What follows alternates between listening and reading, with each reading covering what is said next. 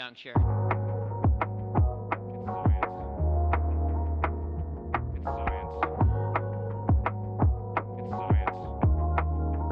I don't want reality. In the Ice Age, how much taxes did people pay?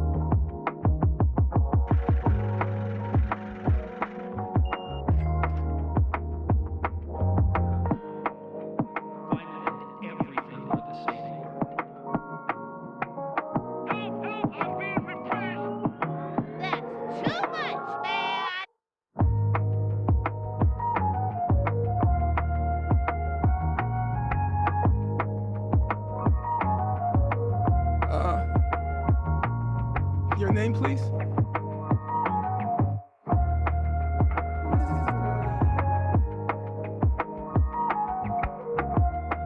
What now?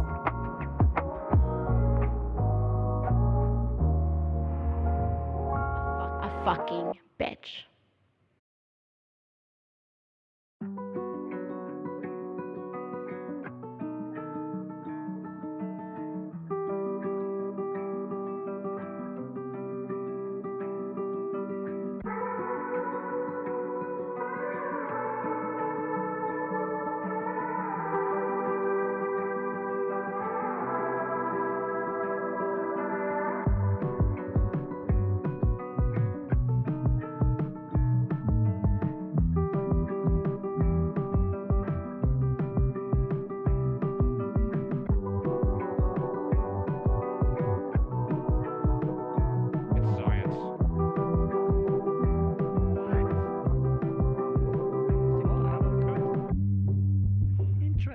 Just crazy enough to work. Yeah.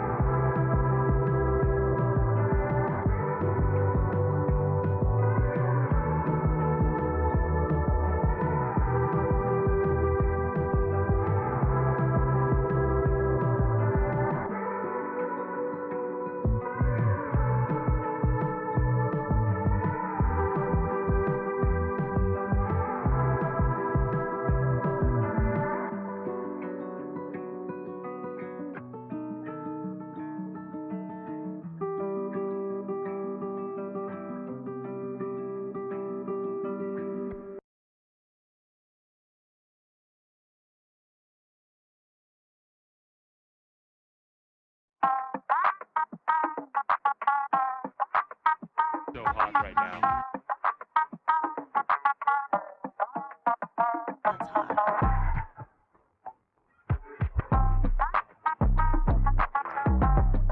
Do you know what we're here for? A fucking bitch. It's a bold strategy, Colin. Let's see if it pays off for him. This is for 12 years for life.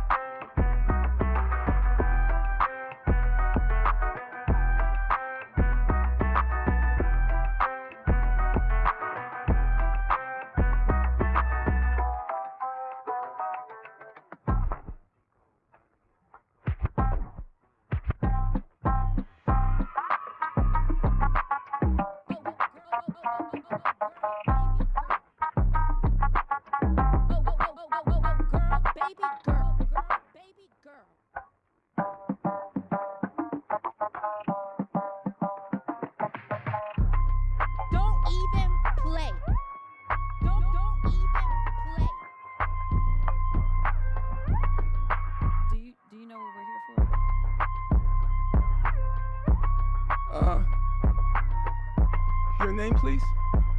A fucking bitch.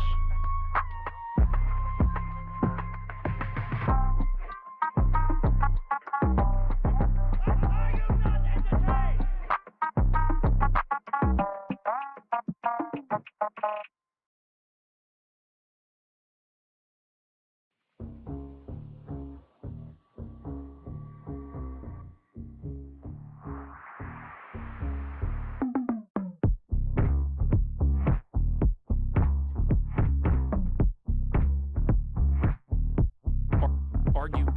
Arguably the greatest work of nonfiction of the 20th century.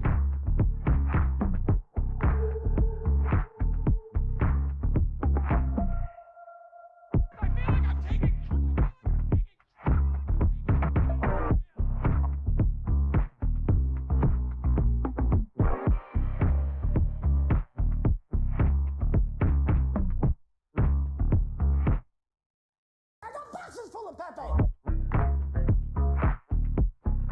I don't want reality. Do you know what we're here for?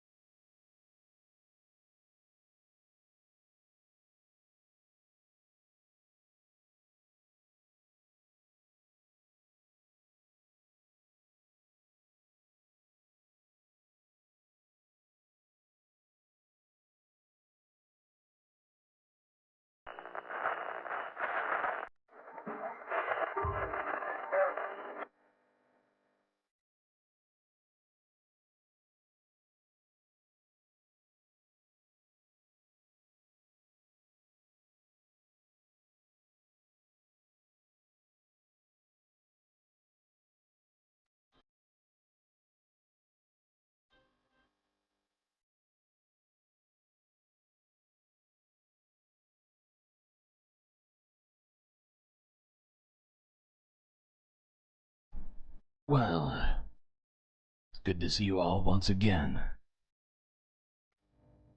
It's the weekend, everybody. We still have so much to deal with.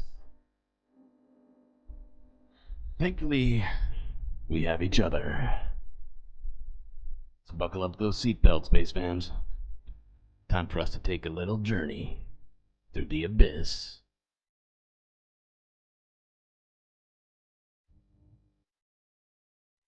By the way, Soul Life, you're still doing commands wrong. AdCom does work. I don't know how you're trying to add things, but AdCom. Wait, there's already add. Don't try to add another. We already have that command. I just added that command. Why? Just use AdCom correctly.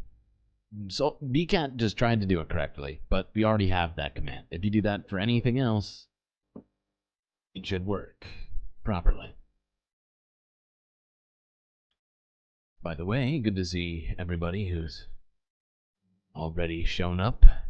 Disco Wolf, Bowen Up, Aaron W, Soul Life, BCAT, and PBE. Alright, what do we...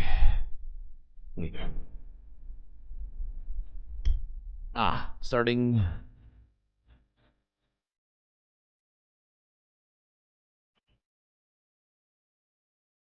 in America. Stop trying to do command. It's ADCOM.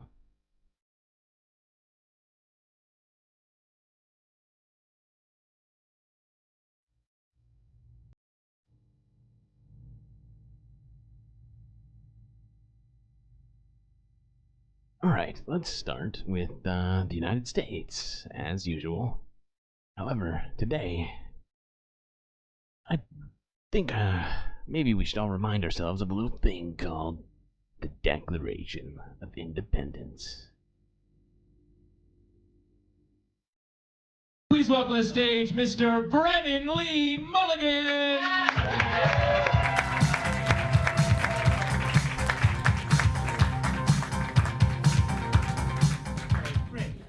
Good evening, ladies and gentlemen. How are you all doing tonight? My name is Brendan Lee Mulligan. I'm a performer here at the theater. I won't be doing comedy for you tonight.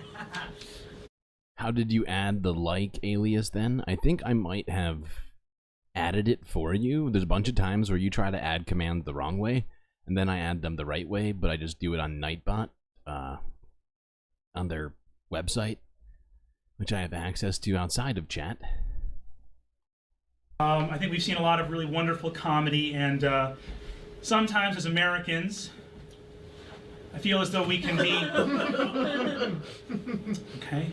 I feel as though we can be a little bit ungrateful for the freedoms we enjoy. The freedom to come here, see live comedy from some of the funniest people in New York City, freedom to enjoy a show with our loved ones. So tonight, I will be... Emotional support character. Hold on. 2. I think that's Cisco. Yep, that's a Cisco. That there's a Cisco right there. Blam. Citing the Declaration of Independence. Thank you.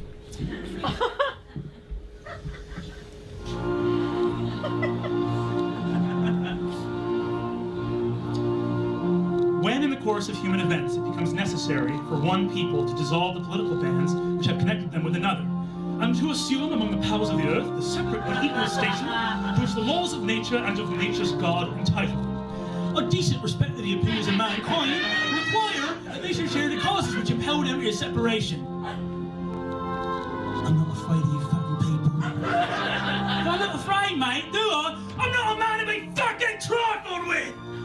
We hold these goddamn truths to be self-evident. That all men are created equal.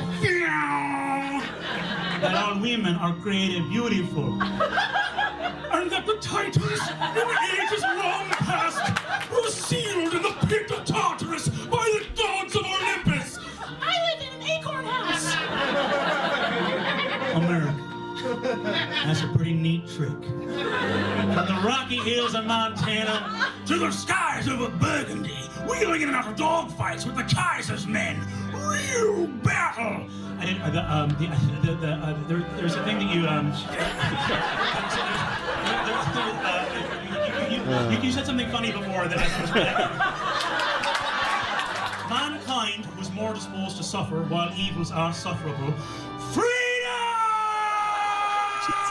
This joke, I don't think is that funny. And to establish as a direct object an absolute tyranny over these United States. Maybelline, get in the truck. We gotta be at Claire's by 3:30. Lord knows I try my best, but I'm on my last nerve.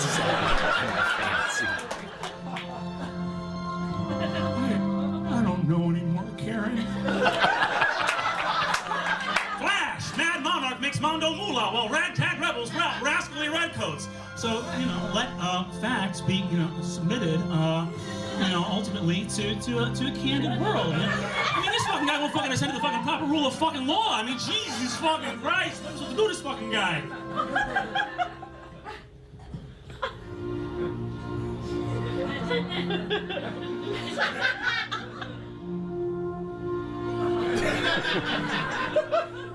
I ride a bug to work.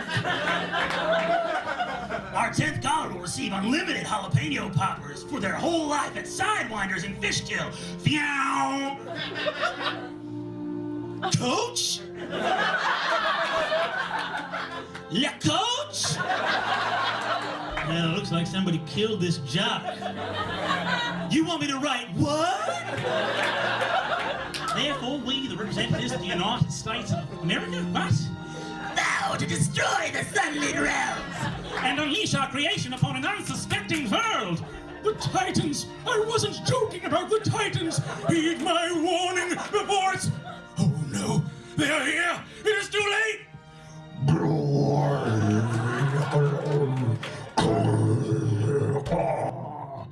Our lives, our fortune, and our sacred honor. Thank you so much. Well, I hope you all enjoyed that very accurate, historical reading of the Declaration of Independence as done by Brennan Lee Mulligan. Number 2, please, what? Number 2. What does number 2 mean? How do you have 20 likes? What is this magic you've done somehow? I don't trust it, but I have to go with it. Alright, that's a 3. Who is 3? 1, 2, 3. Whoa. That is not what I meant to do. That's what I meant to do.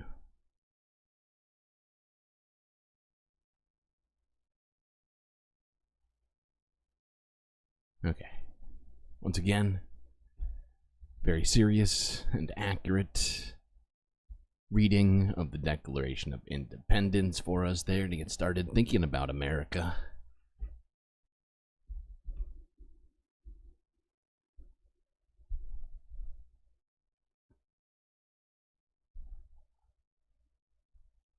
All right.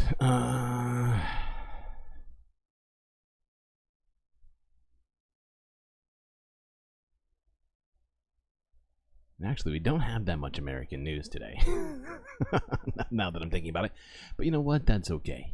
That's okay sometimes.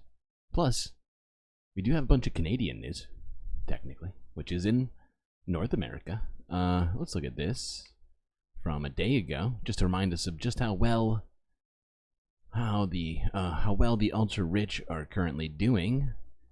This Friday, the Dow Jones finished above $40,000 to cap Wall Street's latest winning week. How exciting for people.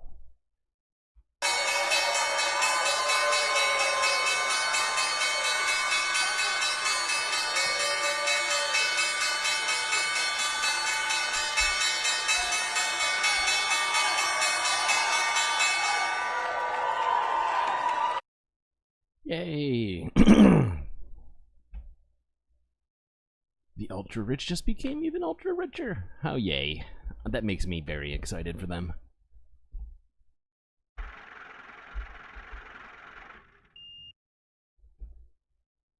Okay, speaking of money, let's look at somebody who's supposedly ultra rich, but actually owes a bunch of it everywhere. This is from 9 hours ago, where Forbes discussed Donald Trump's ongoing gas troubles. Sorry, did I say gas? I meant cash. Cash troubles.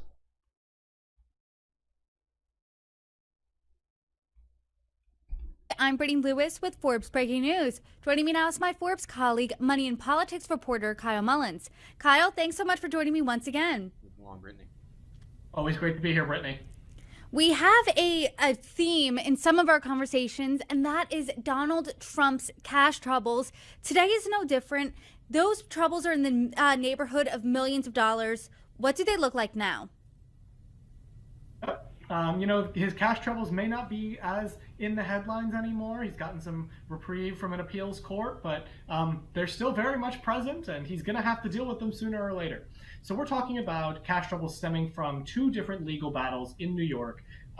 You've got his fraud case, where the New York Attorney General won a hundreds of millions of dollar judgment against him, and then you have, excuse me, a lawsuit by or multiple lawsuits actually by E. Jean Carroll accusing Trump of defamation and sexual abuse. He lost those as well, lost those verdicts. All of it adds up to $540 million. In other words, more than $500 million of legal penalties that he. Okay, so yeah. Currently, after all of the judgments that have been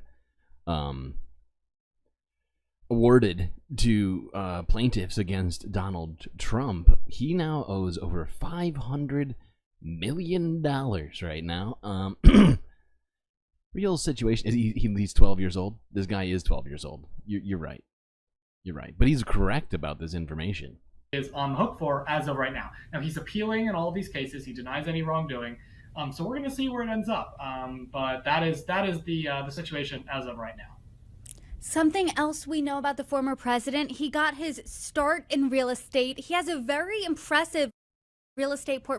Okay, that's enough. I forgot that she immediately goes into Trump love right there. It is Forbes after all.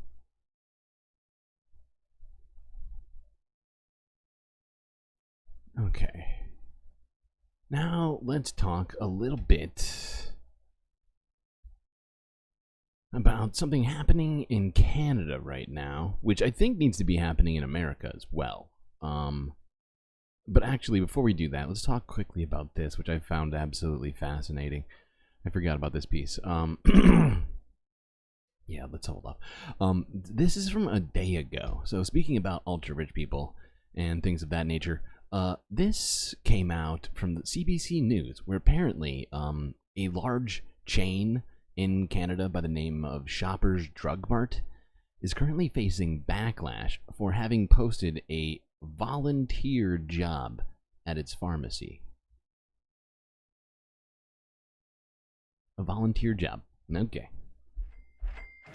A Shoppers Drug Mart pharmacy in downtown Toronto is facing backlash over an online job posting this week seeking a volunteer to work in the store. A parent company, Loblaw, says the listing was an error. Sarah McMillan joins me now with more on how the listing got posted in the first place, and this has not surprisingly caused some heated reaction. Sarah, what exactly was the job posting advertising? Well, Kelda, this posting went up earlier this week on LinkedIn, and it was posted by the pharmacy owner at the Shoppers Drug Mart at King and Peter Streets in downtown Toronto, and it very clearly advertised the role as a volunteer position in the store, with tasks including assisting customers, organizing inventory, and restocking shelves. Now, the listing was taken down yesterday morning, but it was already making the rounds online. I spoke with John Gunn, who's been a customer at this Shoppers location for more than a decade. My first reaction was this has to be a joke or some kind of misunderstanding.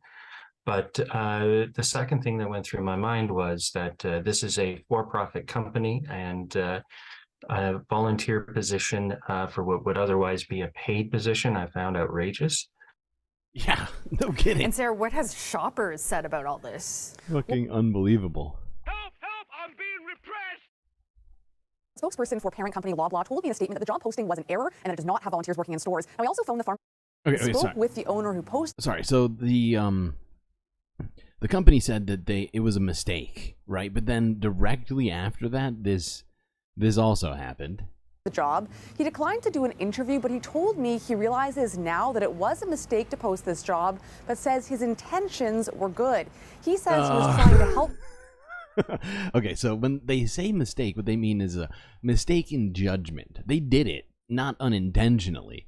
They meant to post a volunteer job. They thought they were being very generous to people, and they were giving people work experience. How nice.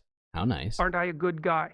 Looking for Canadian work experience, saying he often gets messages from people seeking opportunities even if they're unpaid. Now, I was curious about that, so I reached out to the Toronto Region Immigrant Employment Council. It surveyed newcomers 2 years ago and found that more than half cited a lack of Canadian work experience as a major barrier to getting a job. So I asked CEO Jillian Mason about her reaction to the shopper story. Actually, we're going to skip past this. I mean, honestly, it's just nonsense. It's not that long of a video. Fuck it. The fact that this action was taken was probably a reaction to what our studies show, which is that Canadian experience is a barrier. It's just so tone deaf. It just, the statistics show that, people get more jobs if they have Canadian work experience. So we're just, it happened because people, clearly they just recognize the facts, and it's not like we're a capitalist enterprise, so asking for volunteers isn't weird at all. Anyway, I just wanted to hear this guy's analysis on it real quick because it was kind of hilarious and super on point. It was the one they were talking to earlier.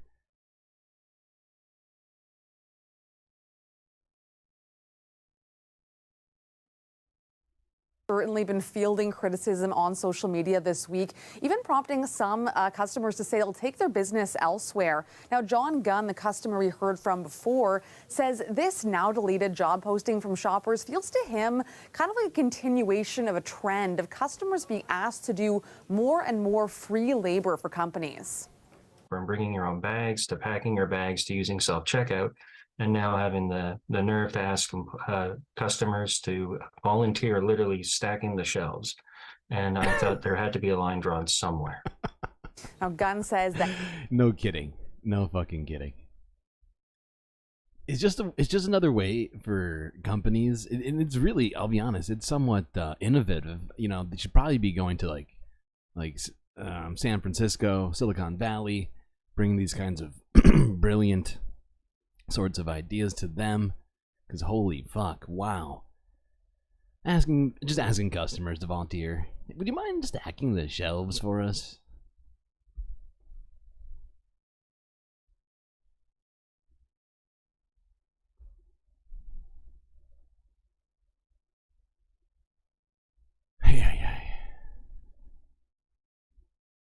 Back to lurking.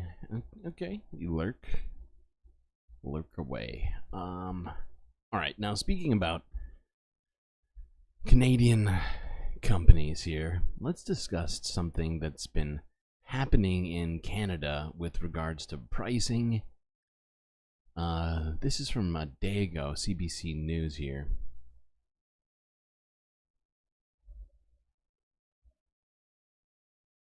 We begin with an update on the long-awaited Grocery Code of Conduct. After months of negotiations, Loblaw said Thursday it's ready to sign on.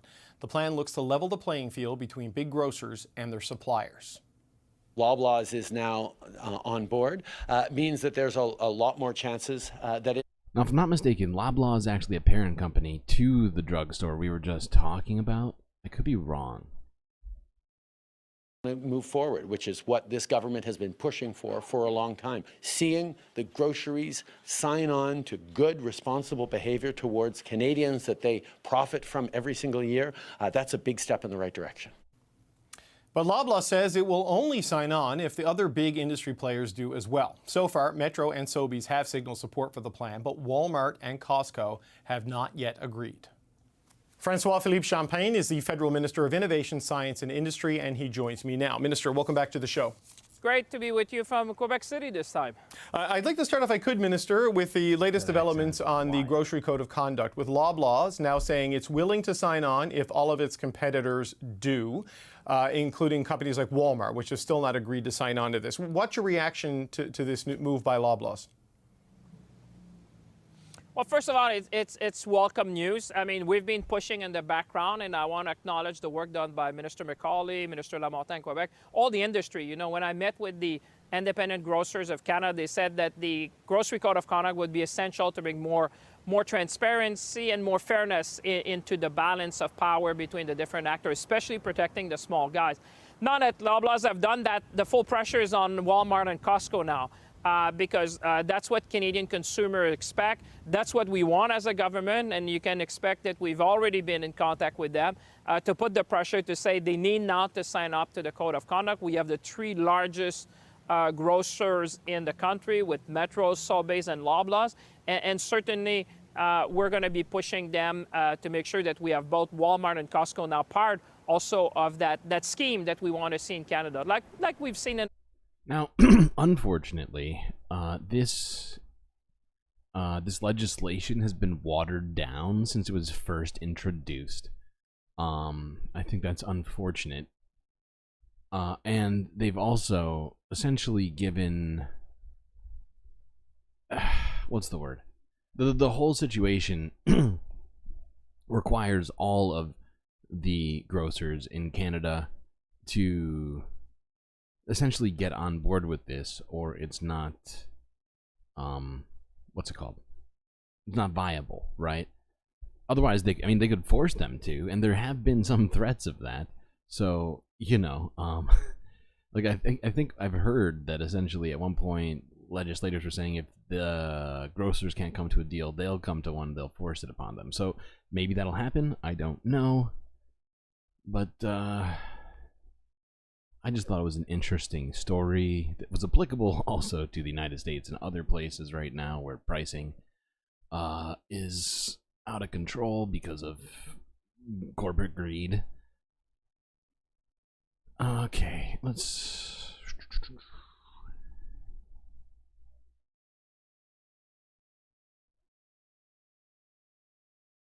Alright, what are we talking about?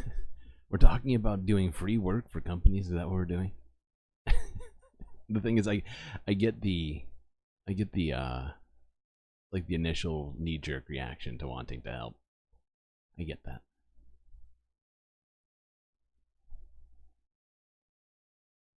But come on, Walmart should be paying you for that shit. Okay, let's look at this. Staying in Canada.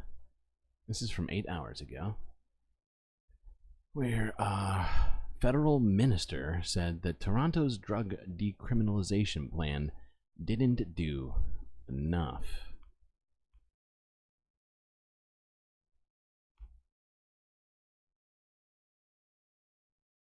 Ottawa has rejected Toronto's request to decriminalize small amounts of hard drugs for personal use. The reason, concerns over public health and safety. CBC's Albert Delatella has the details. Ellen, a major reason that Ontario, for the rejection here by the federal government that they're citing is Ontario's rejection of Toronto's plan. And this all has been very contentious. And it all goes back to January of 2022. That's when Toronto made its initial proposal to Health Canada. And that was with an aim to combat the overdose crisis. And it called for the decriminalization here of the possession of small amounts of controlled drugs to be paired with a number of more direct public health responses. And you can see some of those numbers there on the left of your screen there, just how the scale of the drug crisis, including not just in Toronto, but also across the country. The federal addictions minister, Yara Sachs, she said Toronto's plan didn't do enough to protect public health or maintain public safety. We spoke last night with Zoe Dodd. She's with the Toronto Overdose Prevention Society, and she told CBC News that really a lot of politics are at play here. They're playing political football with people's lives, and our crisis is only going to escalate. I mean, even yesterday, someone I know died. Last week, someone I know died. People I've worked with for 20 years are dead. Whole communities are being annihilated. And that's from the toxic drug supply. So what they're saying to people in Canada is you have to go to organized crime. You have to still go get your drugs from this underground illicit market where it is not regulated. The rejection here comes just weeks after BC got the approval to recriminalize the possession of certain small amounts of drugs. Anyway, I think it's a good point to some degree that, you know, you should be working to make it so that the drug supply is in fact safe. You know, you decriminalize it and you give people support and you don't just still, you don't just leave it up to the black market, essentially. I think that's probably a fair assessment of it, right? You know, if you're going to decriminalize, you should also regulate properly so that people aren't ingesting things that are unintended and potentially deadly.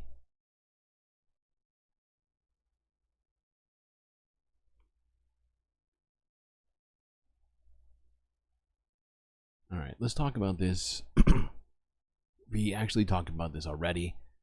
I just want to remind everybody, and the fact is I'm probably preaching to the choir on this one, but this is from a day ago, where an unvaccinated Ontario child has died of measles, sparking concern among the health community.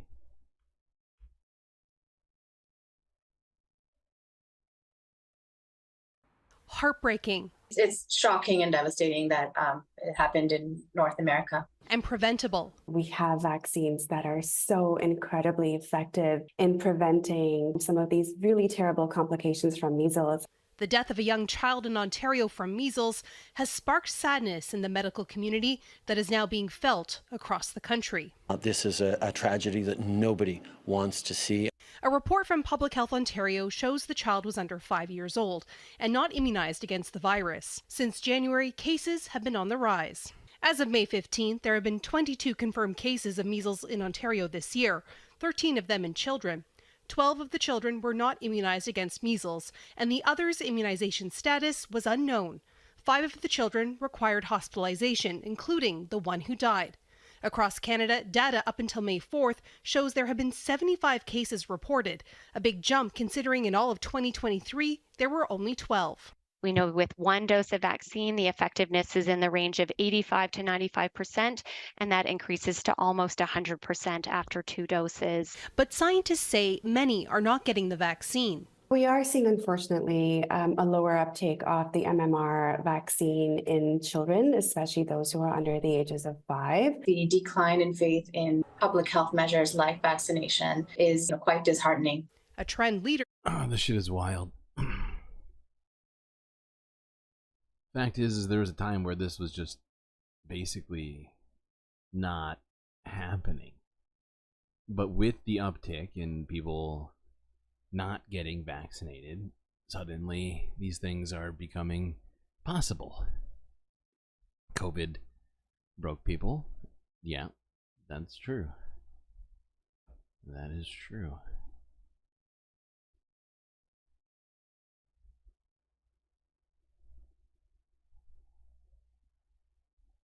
Okay, let's see.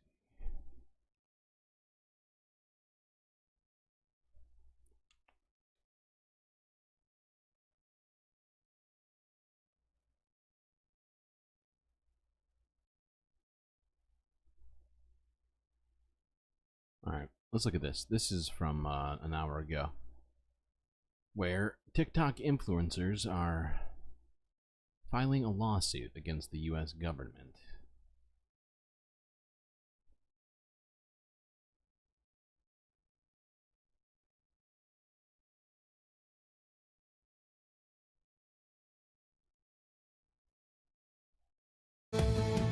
Social media giant TikTok warns it's going to go dark in the United States 8 months from tomorrow if the new law isn't overturned. It requires TikTok be sold by its China-based owner or face a ban in America. As CBS's Scott McFarlane reports, the battle has shifted, with 8 TikTok influencers taking their own government to court. Hi, my name is Talia. We love a list over here. Talia Cadet of Maryland scores huge audiences with short videos. I like the second part of the song. It's giving R&B. Posting about music, books, and lifestyle suggestions, Cadet says she'd lose a livelihood if she loses TikTok. I believe that TikTok is one of one in terms of social media. It is such an important storytelling platform. I know for myself as a user, I've gotten so much value out of TikTok.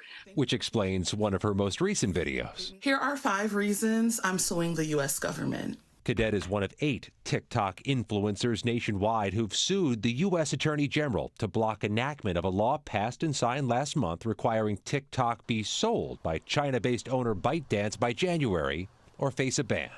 They claim their First Amendment rights are being violated. On this vote, the yeas are 79. Congress, with huge bipartisan margins, passed the law arguing China could use its tethers to TikTok to... You know, I just want to point something out, as there's a very clear parallel happening in the world right now that we can point to, that this is comparable to, okay? We've been talking about it, in fact. What's happening in Georgia with the foreign agent bill, right? This is effectively the same thing, but happening on a microcosmic scale with one company. Private data from Americans or push propaganda. China is at war with us, and they use TikTok as a weapon. TikTok says it would be impossible to be sold by January, so its fate very much might reside with the courts. The legal challenge is filed here at the Washington, D.C. Court of Appeals, but it may not be here for long. You think this might be on a relatively fast track to the Supreme Court? This is directly a constitutional confrontation. It's unavoidable and unmistakable. TikTok has filed its own legal challenge in the same court, seeking to stop the new law. Not a surprise to members of Congress who helped pass the law. My guess is they'll pull out all the stops, so I think it'll be a lot of litigation. For TikTok's 170 million American users, the app's fate could be in the hands of lawyers representing... Okay. Anyway, we get it. We get it. People are suing the United States government now, the federal government, over the ban of TikTok. We'll see what happens with that. We already kind of talked about this before. Just figured I'd make anybody else who hadn't seen this yet aware of it.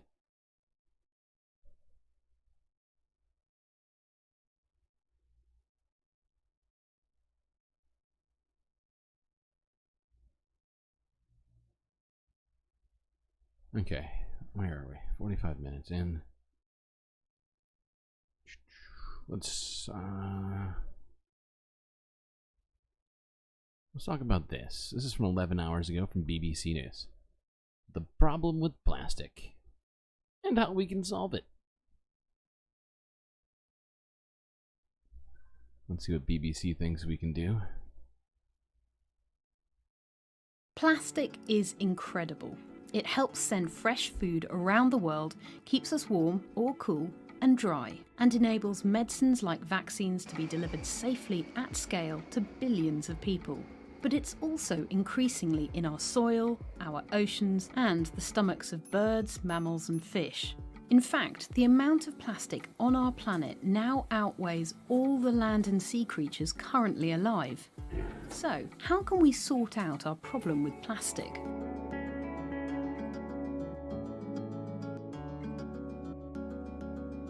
These are sights we're all too familiar with. Plastic floating in the oceans or piled up in bursting landfills. And whilst our instinct might be to demonize the material itself, arguably the main problem is how we use it. But first, it's worth remembering what a versatile and useful material plastic is, making everything from car parts to bulletproof vests and wind turbines. It was first created in the 1860s with a noble intention: to replace elephant ivory used in billiard balls. Plastic became popular with the military during the Second World War, but it only grew at scale commercially in the 1960s. Since then, it's been produced in many different forms, including polystyrene, acrylic, nylon, polyester, and vinyl, and has been incorporated into almost every aspect of our lives. Plastic is so cheap and easy to make, our use of it has grown at a phenomenal rate. And this has unintended consequences. It's been found in the guts of creatures living deep in the ocean, and even in human placentas. And because most plastic is based on oil, its use contributes to climate change, accounting for around 3.5% of the world's greenhouse gas emissions. Some plastic... So far, this thing is just terrible. I mean, some of the stuff they said is true, but the way they're framing it is insane. Like, literally insane. Is this funded by Big Plastic? Great question. Let's find out. Can be recycled, but globally, only about 9% is. While decent recycling exists in some countries, in others, there's just no real recycling infrastructure. And when most plastic is recycled, its quality deteriorates. Yeah. Oh my god. I'm sorry. What the fuck are these people doing? And no matter how many ocean or river cleanup. Oh my god, they completely just, they say that, but they don't even really explain what that means. That is unbelievable. Just admit that plastic recycling is, like, it's got a life to it, right? It's got, what's it called, like a half-life. As time goes on, its ability to be recycled essentially goes to zero, and in a very short period of time. I think it's like, in most cases, it's like you can recycle plastic like 3 times, and then it's basically too far gone. At least with the current technology that we have.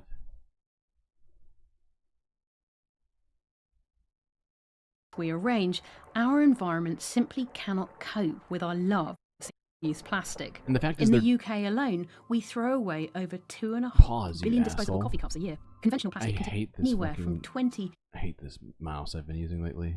It's been like completely pissing me off. And like the fact is that plastic is an amazing invention of humanity, super useful, which is why we should stop using it for things like bottles and like other complete nonsense that we could use glass for, which is infinitely recyclable. You know, we should be using glass for everything that it makes sense to use that we're using plastic for right now. Granted, there are some differences, obviously, between glass and plastic in terms of flexibility. But the fact that we're not trying actively to do such a thing is just one of the weirdest choices ever. River cleanups we arrange, our environment simply cannot cope with our love of single-use plastic. In the UK alone, we throw away over 2.5 billion disposable coffee cups a year. Conventional plastic can take anywhere from 20 to 500 years to decompose, with the average supermarket bag needing around 20 years and a plastic bottle around 450 years. Biodegradable plastic, made from plants rather than petrochemicals or fossil fuels, isn't the simple answer either. Bacteria degrades bioplastic much more rapidly than conventional plastic, but that releases both methane and carbon dioxide, greenhouse gases that contribute to global warming. It also breaks down into microplastics, meaning it gets into our food systems via the soil and fish. One way to address these problems is to take a circular approach to plastic, designing it to stay in use for as long as possible. In the current model, we take raw materials, make them into plastic products, likely only use them once, and then throw them away. In the circular model, plastic would never become waste or pollution. We could eliminate its unnecessary... Well, that's kind of a fantasy, so... And I'm sorry, what the fuck is that? Can you tell me what the fuck that is? What is this? I think I understand everything here. But why? What is this? Is this the fantasy right here? This is where you write your own fantasy up? Because somehow you'll be able to recycle plastic forever because you can't do that? This is a nonsense graph. So yeah, pretty sure this is sponsored by Big Oil. Thanks BBC for this really great lesson on exactly what we shouldn't be doing.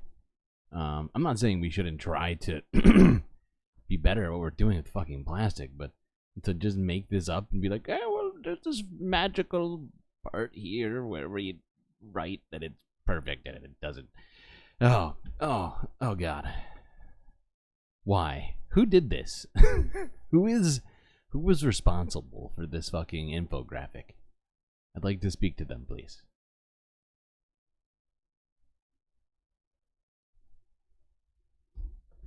Pretty sure drawing some random line with a pen does not make plastic infinitely recyclable. That's magical thinking for you, in the exactly wrong place. Just wild. Just wild. Okay, let's look at this. This is from 4 hours ago. PBS NewsHour. Why are young Americans pushing for climate change to be taught in schools? Oh, it's a great question. Let's ask. Let's ask it. Can we answer it? I think I can. Last month was the warmest April on record and the 11th straight month of record highs around the world. Today, nearly...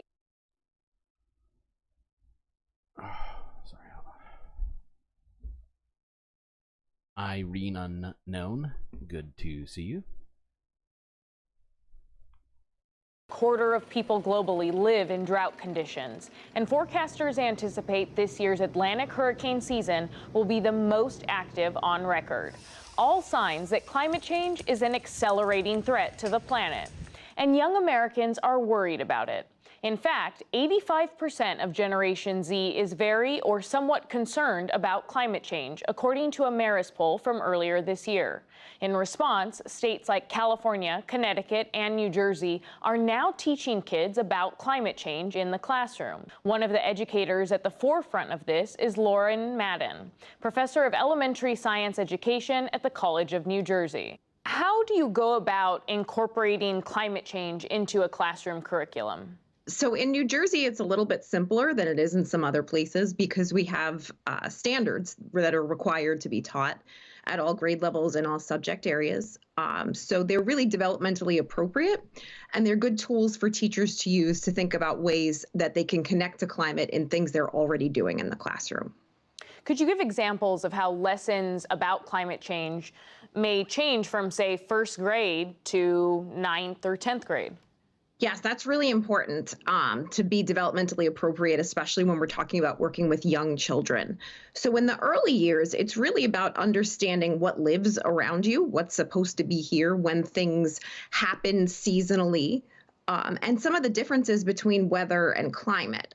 It's not a tough concept for a young child to understand that weather is day-to-day changes while climate happens over long periods of time. Whereas by the time we're in 9th or 10th Meanwhile, in Congress and at Fox News, grade, especially if we've built this climate and everything are the same word. Foundation of weather and climate are, and how our weather and climate are changing over time, then we can start to unpack some of the more nuanced mathematical relationships. Why do you think it's a necessary subject to teach students? So I think it's really important that we don't lie to children, especially young children. Our children are seeing the effects of climate change in unprecedented ways. I don't want reality. I fucking love that. Well, we think it's probably best not to lie to the children. Huh. Weird. Arguably the greatest work of nonfiction of the 20th century. Okay, hold on. We're gonna watch,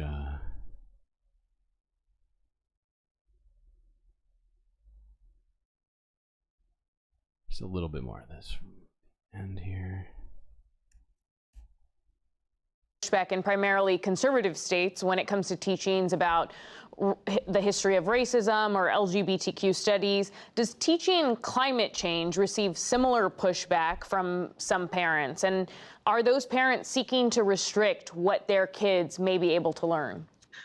So I understand in many parts of the country there is pushback about teaching about climate change from politicians as well as from some parents. From my experience, I did a research study not too long ago where we surveyed parents in New Jersey, and what they really wanted was tools for helping mitigate students' climate anxiety, as well as information that they can make sure they were having a consistent conversation with their children at home and supporting what teachers were doing. But across the country, I don't know that story is necessarily the same. I mean, the fact is some of that climate anxiety is totally reasonable and logical for a young person to have, right? Where you're like, okay, you're like trying to plan for the future. What do we do? What do we tell kids constantly? You gotta plan for the future, kid. You gotta, you gotta get all the good grades in school so you can go to college and then get a good job or whatever, society is always telling kids. You know what I'm saying? Like, we're telling them, think on the long term, right?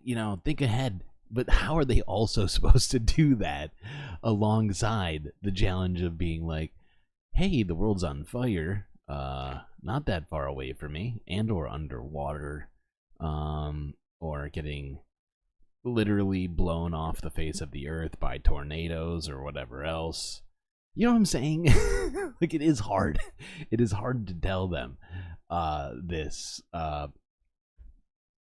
amidst the reality of what's happening, and by lying, you can't lie. Like she was saying in the beginning, you can't lie to these kids. They have phones. They can see clearly that shit is going down, right? In terms of the climate. So, you know, not to say that we shouldn't be helping mitigate anxiety for kids. That's not what I'm saying. Just that I get why that happens to be a concern of parents. I'm not a parent, so I don't know what kids are necessarily telling their parents, but I can imagine. I can certainly imagine. Okay. What the fuck am I doing? Can't even remember now. Had words. Had plans. Ah, yes. Okay, this is from an hour ago, where a toxic algae bloom has been impacting South California lakes. And recently we actually talked about how how toxic algae can be, and it actually may be affecting people in terms of it may be causing Alzheimer's, I believe, is what we determined about this, if I'm not mistaken. Our other top story this evening, a water warning ahead of the busy Memorial Day weekend. Officials are warning a new toxic algae bloom in local lakes. NBC4's Anastasia Olmos is live in San Dimas, which happens to be one of those areas impacted. Anastasia, what are you learning? Well, that's right. We have been seeing some of these caution signs at lakes across the Inland Empire. But as you can see behind me, there are some people that have just gotten out swimming of the soft opening here at the Frank G. Bonelli Regional Park. It's a swim beach, and its official opening is next weekend. But what they're saying is that they have detected blue-green algae testing in the last week. So now at a caution level, meaning it's been detected, but it's not at a warning or dangerous toxic level just yet. So here in this swimming area, they have treated the water with chlorine and say that it is safe enough to be in. Now, this happens when it starts to get warmer. The algae can bloom here. This has been affecting lakes in the Inland Empire in the last month. Here, the Pudding Stone Reservoir at San Dimas in LA County, also Lake Elsinore and Diamond Valley Lake in Riverside County, and Silverwood Lake in the San Bernardino County foothills. Now, they do say it is okay to... Oh my god, I hate this mouse. I have to start using this other one exclusively, for fuck's sake. Okay. Anyway, yeah. Toxic algae blooms in multiple lakes in Southern California. If you happen to be there, maybe avoid swimming. Or eating fish. Locally caught fish. Just saying.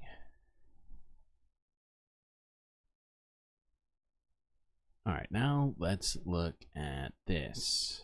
Also in Southern California. By the way, if you haven't figured it out, we are on to the climate change portion of this here Spacecast. But let's talk about sea lions in San Francisco. Swim, but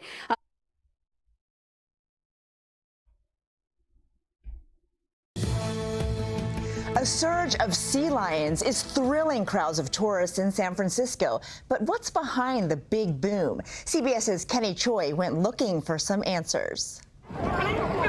It's an all-you-can-eat seafood buffet for sea lions in the city by the bay. The massive herd is snacking on an overabundance of anchovies, and they're proving to be an irresistible San Francisco treat. It's very loud. It's funny to watch them fight and and relax in the sun. The barking and blubber slapping is getting louder at the famed Fisherman's Wharf, with more than 1,000 sea lions counted, the most the area has seen in 15 years. They're fueling up for the mating season, and you know, it's spring. The huge herd will soon make the 400-mile trek to California's Channel Islands, which are not too far from the You gotta love sea lions. Come on. lions here at the Aquarium of the Pacific in Long Beach. The sea lion surge is a good sign of the animal's strong population and the health of the water. And while they feast and fatten up, the invasion... What is a surge in sea lions? It's a surge in cuteness is what it is. Okay, sometimes during the climate change portions of this podcast, we watch things that are just appreciative of nature in general to remind us of things other than ourselves that we're trying to keep here in this world. Straining Pier 39's docks. These are custom made to support these guys. We've never had one sink or capsize yet. Okay. Do you know what we're here for? All right, what am I doing?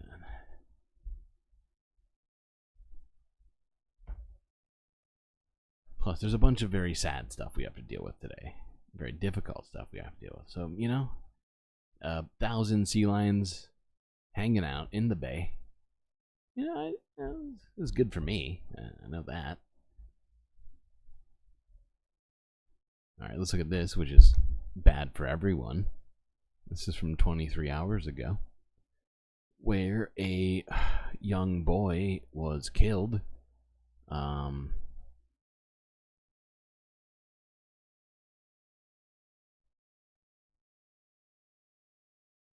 Actually, I take that back. Not recently. This is a discussion of a young boy who was killed from the... I was going to say this is from a day ago, but this is a story from a day ago about a young boy who was killed from the wildfires last year in Canada. As we discuss what's been happening in Canada with wildfires. As smoke billows up into the sky, blanketing parts of British Columbia in a thick haze. The weight of this early wildfire season only thickens the fog of grief felt by Carter Vai's family. We're still trying our hardest to deal with everything, to grieve, but at the same time to make changes in the world and to leave this incredible legacy for Carter. The vibrant 9-year-old died from an asthma attack last July, triggered by poor air quality caused by wildfires. The whole time they worked on him, we stood there with him and told him we loved him and how proud we were, and to just keep breathing. Through their pain, his family has found an... So, the main reason I want to talk about this is because the fact is that the smoke is already billowing out from Canada and is going to be affecting people undoubtedly. And this is just the very, very beginning of wildfire season. It goes all the way until this is like supposedly sometime around fall, right? When it starts getting wetter, like October. But right now, we're just beginning, and we already have multiple fires in Canada that have been going on. It's definitely something we have to consider, and it's not even people just necessarily being burned to death. Young children with asthma and other sort of respiratory problems. Anybody with respiratory problems could be adversely affected by this, even healthy people technically. So, it's one of the downstream effects of having all these forest fires happening around us that we should also remember. This tragic story to help us remember that. Okay. Alright, what next? Oh, okay. We're gonna go south now. A little trip north, back south here real quick. Actually, wait, no. I'm looking too far down, aren't I? Why is this here? I put it in the wrong spot, that's why. God damn it. It's because the kids are wearing the same shirt. Oh my god, I'm an idiot. Wow. Okay, so this is from 8 hours ago, where apparently there's been tornadoes in Houston again. This is not This is what's it called? What's it from the Matrix? This is not deja vu. This is happening. This is real. They're getting hit by more tornadoes. Could have sworn I had a second story about this here too. Oh, I do. And we saw a lot of damage in Cyprus, where a tornado with winds of up to 110 miles per hour. You know what? Hold on. We're going to talk about that later because I just realized that I just have this in the wrong spot. We're just going to move on. Or go back to talking about the wildfires in BC and in Alberta. And then we'll go to Houston because I realize I do have more videos about this. I just saw it. Okay. Skipping this for now. Going here. Okay, this is from Global News 6 hours ago. What to know in case you have to leave your home.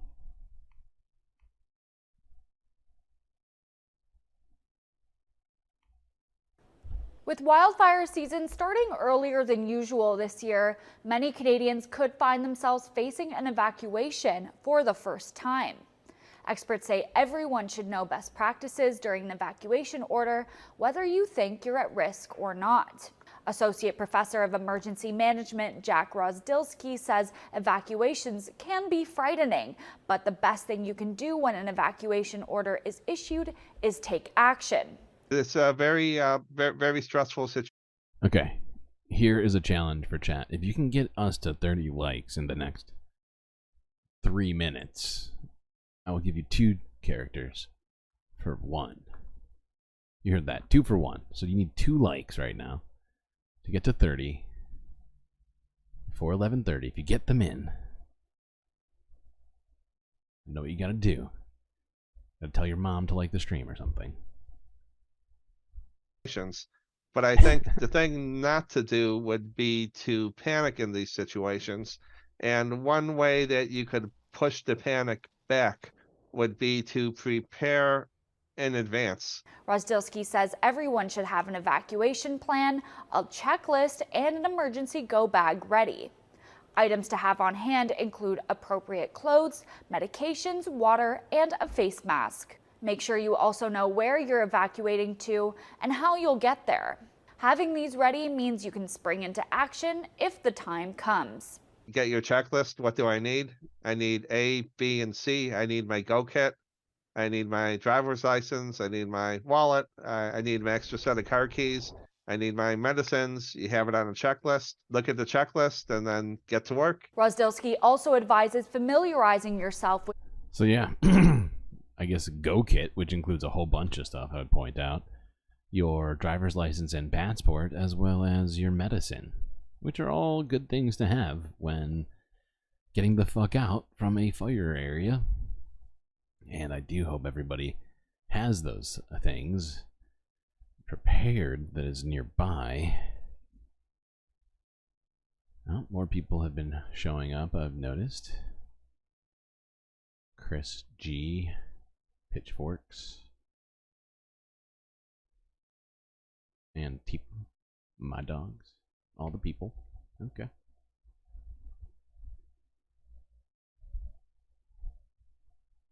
What am I doing? Oh yes, we're talking more about this. However, with all that said, and this is only one of the fires, but according to officials in Alberta, evacuation orders have been lifted. So let's look into that really quickly. Hey, good news. Hey, good news and Hello everyone, I'm Ellen Morrow. You're watching CBC News Network. We begin with some breaking news out of Fort McMurray, Alberta. The evacuation order caused by a wildfire outside of the city has been lifted and residents can now head home. Sam Sampson is in Fort McMurray and has more.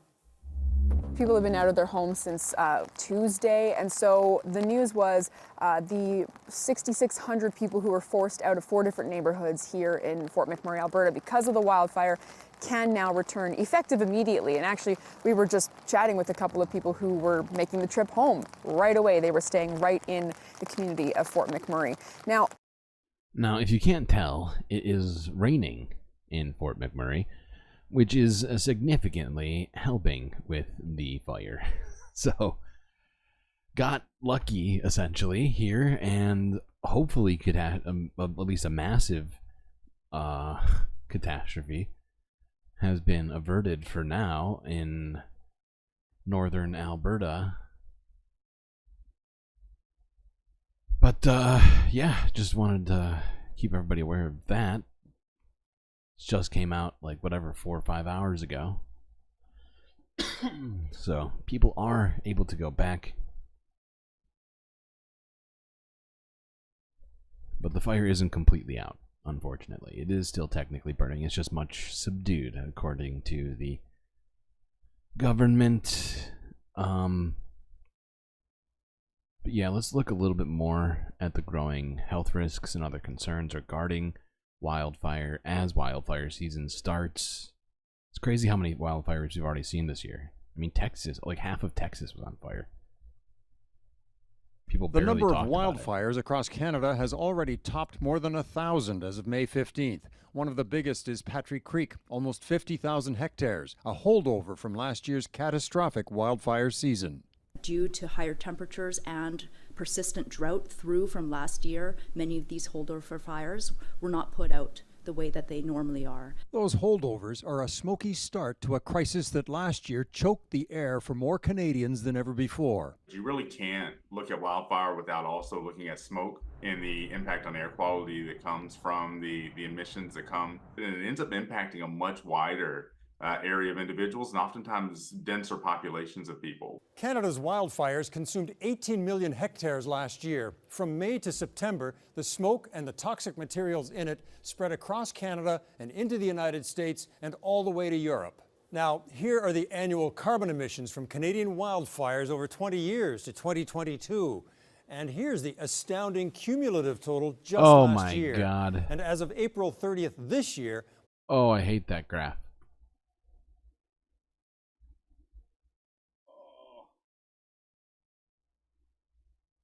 I don't want reality. Gross. Gross.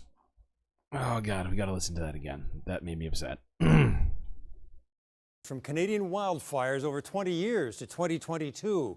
And here's the astounding cumulative total just last year. Okay, so all of those lines here, you see at the bottom, that's all the data between 2002 and 2022 for the amount of carbon emissions from wildfires in Canada alone. Okay. Are you in Canada right now, Disco Wolf? Interesting. I know I love graphs, but I hate this graph. But look at it. In wildfire season, as you can see, goes into October, like I was saying. This massive, it's what, like over 4 times whatever, over 4 times whatever the average is. If you would say you got like 3 lines up here, you got like 8 lines down here, maybe the average is somewhere in here, like 90, whatever that is, 90 million metric ton. I have no idea what the actual, I see 100 to 500. I have no idea what that actually means. Point is that it's at least 4 times, maybe 5 times what the average is, including the outliers, which is bad. This is in 1 year. This is from last year. We've been talking about how bad last year was and how shitty this year has started. And this graph just makes me sad. Just so sad. It's a great day. And as of April 30th this year, most of Canada is already abnormally dry. Huge areas with moderate drought. There is severe, extreme, and exceptional drought in parts of the West where the wildfires are already burning. The fire near Fort Nelson, BC is a holdover from last year, and the smoke is already spreading to Alberta. We don't have total control over the wildfires, of course, that are happening outside. It's not the graph's fault, you're right. It's whoever made the graph.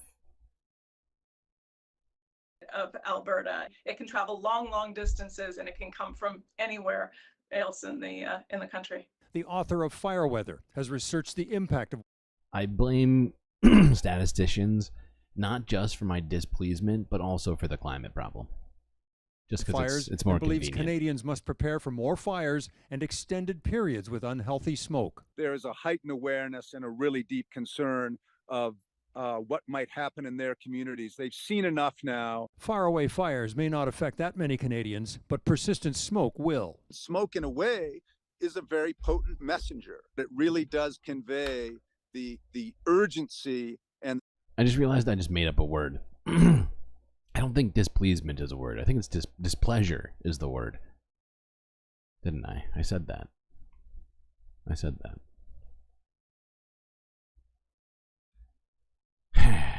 A what now?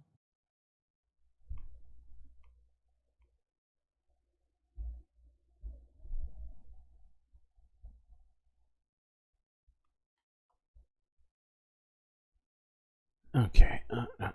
Okay. We're done talking about the Canadian wildfires for now. Thankfully, they have subsided slightly, but the outlook is not great.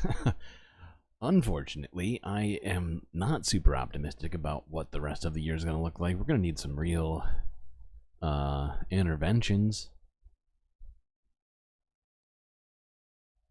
It's a bold strategy, Cotton. Let's see if it pays off. All right, now let's talk about Houston, which got hit again by a deadly storm. And it's not just Houston, actually. This storm went across the middle of Texas, through Houston, across the coast of Louisiana, and into the panhandle of Florida. Let's look at this from a day ago from Reuters.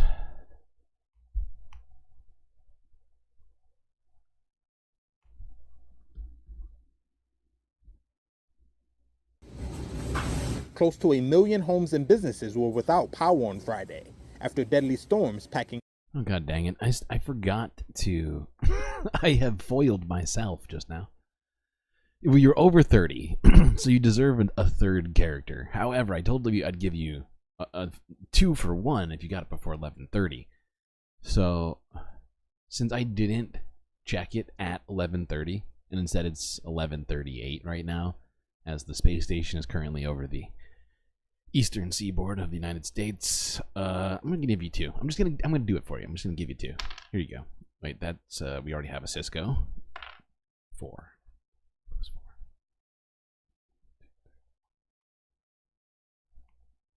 There's a Morty.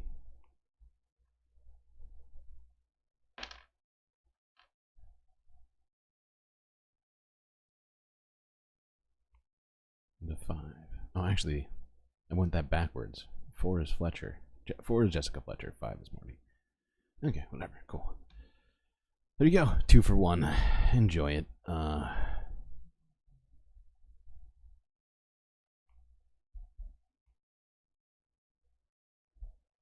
We are going to have some sort of sit-down meeting about the necessity for more support characters as we get better and better at liking the stream as we have been. It has clearly pointed out a flaw in our system in the sense that we only have so many characters right now to help us. Okay, back to Houston. Let's do this. Hurricane force winds pummeled parts of Texas, Louisiana, and other Gulf Coast states. At least 4 people were killed in the severe thunderstorms. Windows were blown out of high-rise buildings in downtown Houston, and streets were flooded due to the heavy overnight rainfall. In Katy, a town just west of Houston, muddy brown water swamped a residential neighborhood, and trees swayed furiously in hurricane-force winds. Some Houston residents packed into a Costco grocery store to take shelter from the storm. Store workers brought down shutters and were heard asking customers to move to the center of the store. All members, please go to the middle of the store. Much of the region was plunged into darkness after the storms, and more than 890,000 homes and businesses were still without power as of... Jesus. Okay. All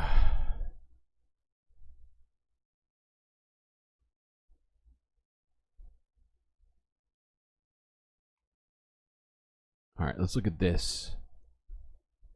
Seeing what some of the residents of Houston have to say. And we saw a lot of damage in Cyprus, where a tornado with winds of up to 110 miles per hour was no match for people's homes. ABC 13's Pooja Lodia is live at Heritage Town Lake off of 290 nearby.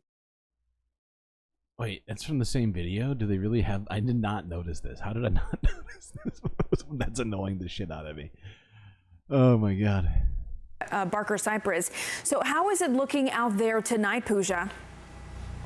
You know, crews were out here all last night and throughout the day today. They were making preliminary repairs, so putting up tarps, moving tree limbs, and cleaning up glass. But this area is dark tonight, and it could stay that way for weeks. So yeah, they already had a bunch of power outages in southeast Texas around the Houston area. Now the rest of it's getting hit, causing even more power outages, floods, destroyed homes. It is really, it's wild. It's fucking wild what we're what we're seeing every single day right now, it seems like. The fact is I'm not even like searching for this stuff. I'm not like going like at one point I thought I would need to do that, and then like this kind of stuff is just happening over and over again. It's getting wild.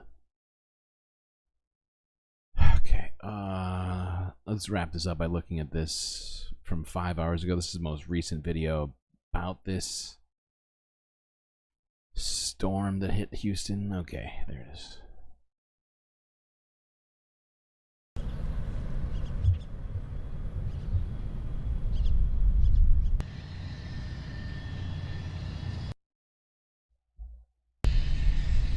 As you can see, this is really damaged infrastructure. All of these power lines are down.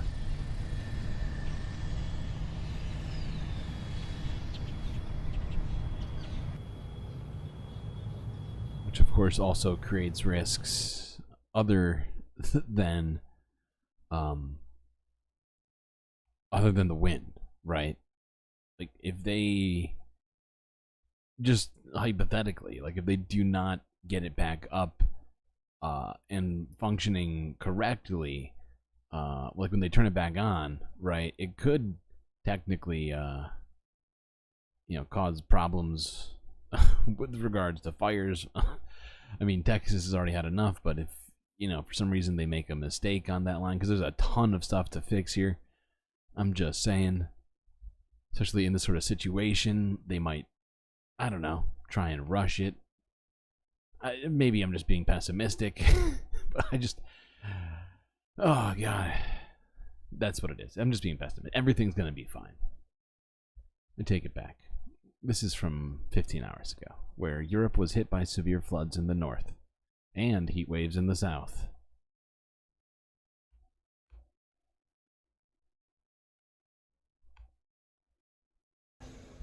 Northern Italy has been hit by severe storms and heavy rainfall, leaving several regions, including Padua and Vicenza, submerged. Emergency services have been mobilized using dinghies to rescue residents from flooded homes, while cars float in the inundated streets. France is also experiencing severe weather, with Météo France placing... You think it's because dogs and cats are living together? Oh my god. Oh god. That's scary. Dogs and cats? The same place? Unacceptable. In the Ice Age, how much taxes did people pay? 9 departments under yellow alert for thunderstorms. This includes parts of the Île-de-France region, where Paris, the Yvelines, Essonne and Seine-et-Marne departments are. They're on alert for severe storms that were due from midday on Saturday. Meanwhile, in Slovenia, local storms formed and heavy rainfall hit the northeast on Thursday evening. And in Stajerska and Gorenska, the rivers swelled up, with some of them bursting their banks. Okay, we're just going to go straight into this next one, just discussing Cars are further. underwater, basketball courts flooded, and entire streets are washed out in Breibach, Germany. following 2 days of continuous rainfall that has affected nearly the whole Saarland state and caught locals off guard. My bedroom is downstairs and has never been underwater before. This is the first time today. Floods in my room, that was the worst that could have happened to me. Some 40 kilometres away, residents of Hemmersdorf woke overnight to emergency services at their doors. Water levels had risen unprecedentedly fast. They had to evacuate. I was born and raised here, but a flood like this I have never witnessed, and neither have the people in our town. By Saturday afternoon, Germany's Chancellor Olaf Scholz had arrived to Saarland. Praising the work of volunteers, he noted the need to keep preparing for events like... Jeez. Yeah, well... You wish that the rain and fire could just be in the same place? Well, it's kind of happening right now. Up in Alberta. Right? Was it Alberta that we were just talking about, I think? Yeah, it's raining. Fort McMurray. But yeah, maybe they could get like a... Just like a... No, I can't think of a good way. I don't know if a fire is going to really be the best way to do this, especially in Germany, where it's pretty densely populated.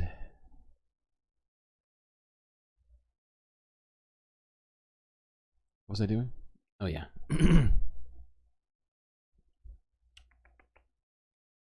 All right. TRT World.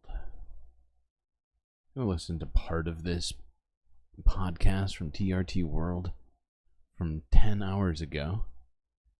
This is from their Just 2 Degrees show. This one is entitled You're Hot, Aren't You? So hot right now.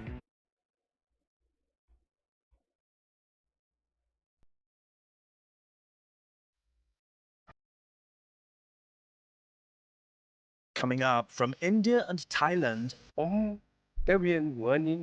Mexico and parts of the African continent. The heat in April was problematic for millions. Many scientists have asked the question whether we have reached a possible tipping point. India turns to the skies to extinguish its wildfires, and we speak to the creators of what's described as a liquid tree, a device using some of the smallest organisms of the planet for the big task of cleaning up our air. Diatoms are the powerful tool because they're responsible for fixing about 85% of atmospheric carbon dioxide through photosynthesis. Just 2 degrees is on. Now. So what am I looking at? This is one of the liquid trees, huh? Yes.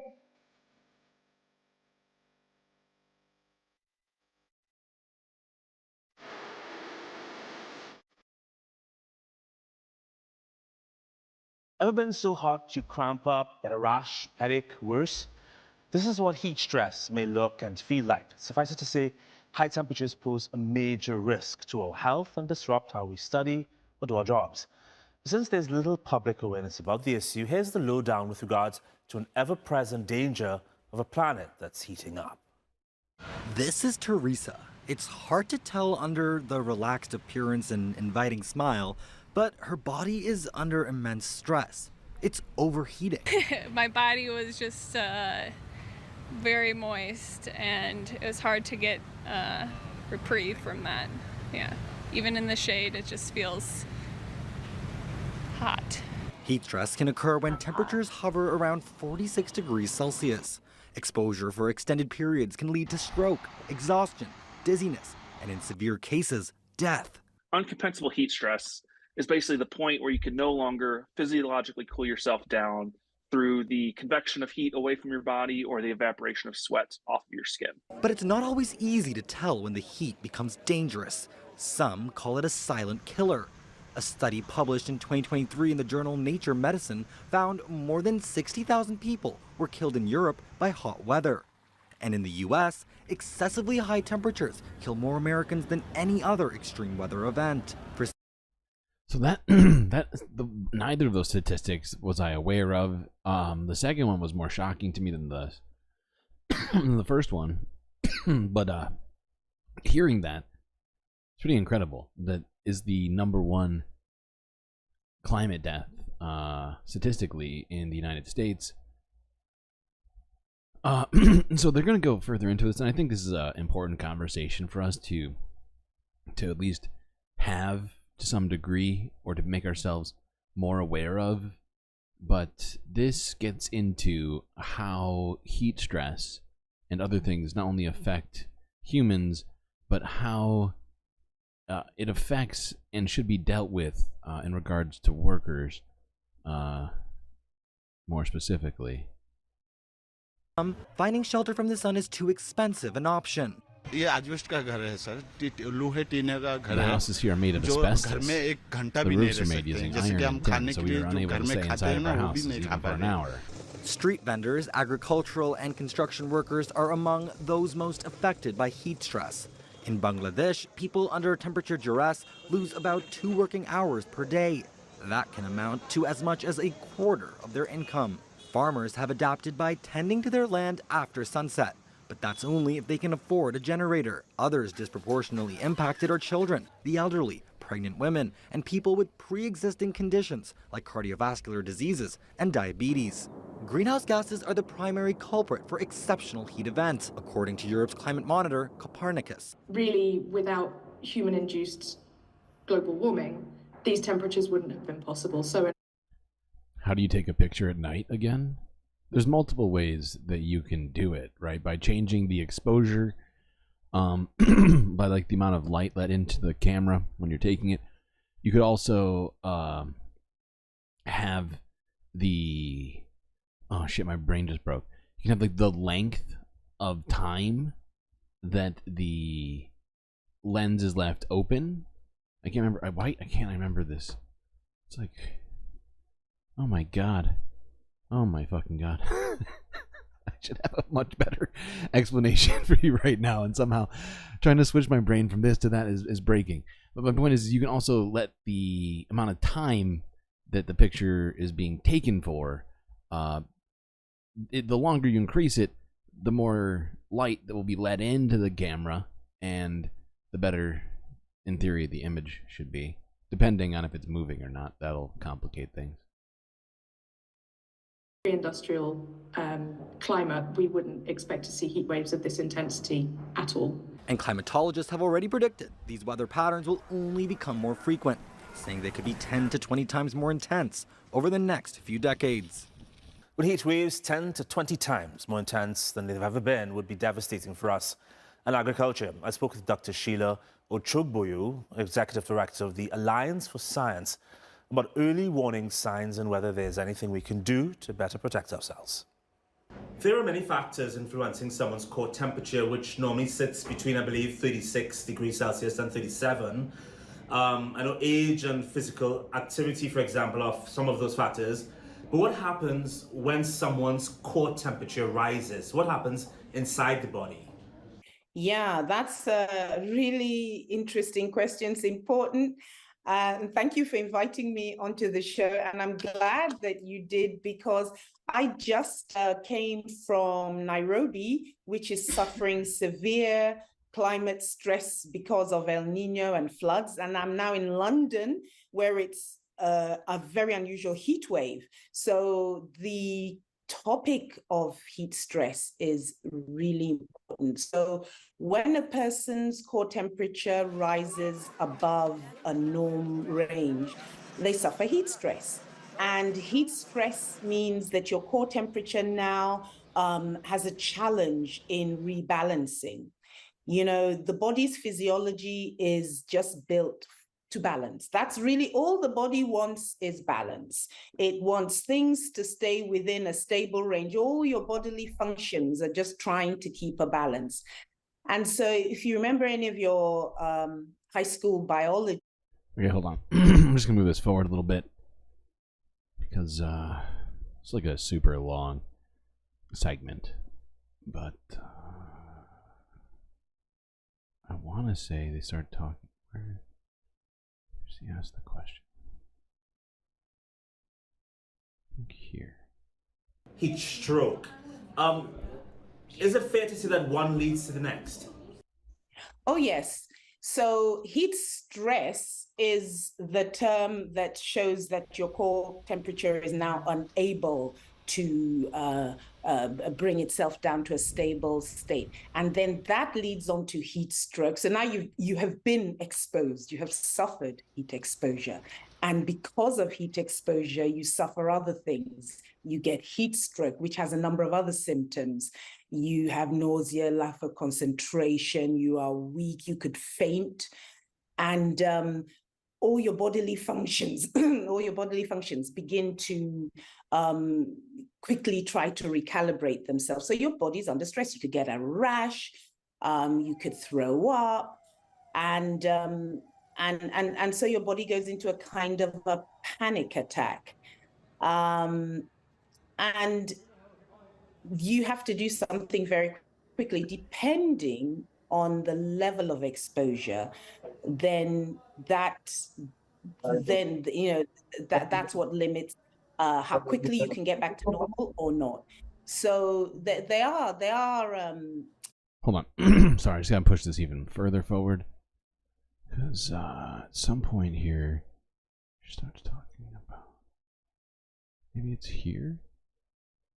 Some heat stress at 26 degrees. It's like 26 going up to 30 now. That's kind of a low moving on to moderate.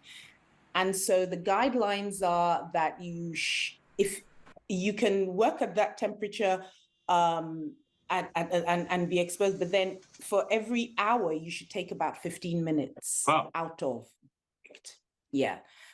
Because that is stress. The higher the range, the longer the time you need to recover. So if it's like between 31 to 32 in terms of temperature outside, you need like 30 minutes in every hour. But is there like a sequence of bodily reactions that come?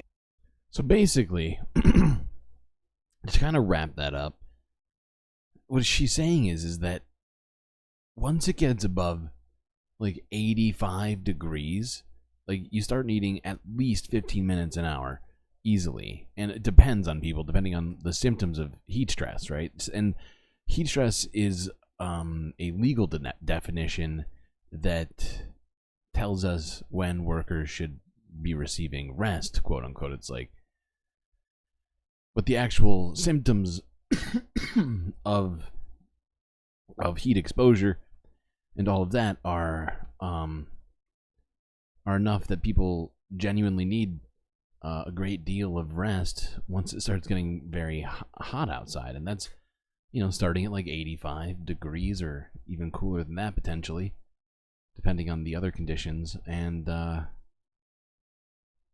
fact is the United States is dealing with heat in a big way. According to the beginning of this documentary, they said that the United States, the most climate-related deaths that happen in the United States are related to heat.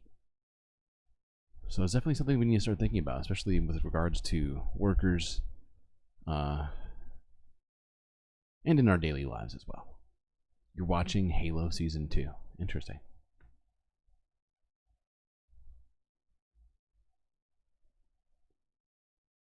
Okay.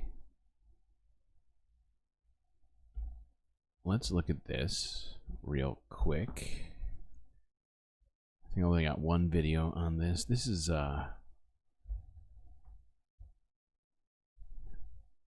in Burundi, which is in Africa, which recently flooded.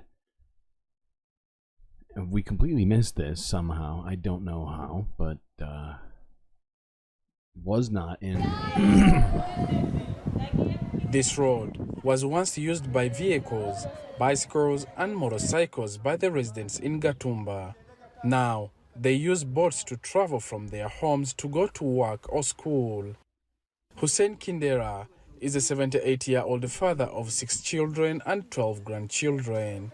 He has been living in Gatumba for more than 3 decades. Now, the rising water levels of Lake Tanganyika and floods have dramatically altered his life. Life has changed. Where we used to grow crops, now it has flooded. We used to grow rice, cassava, maize and peanuts. Now everything has flooded. Stranded, with a little hope as their property has been washed away. Residents in Gatumba say that, despite the town having experienced floods some years back, this time around, the waters are much worse than ever before.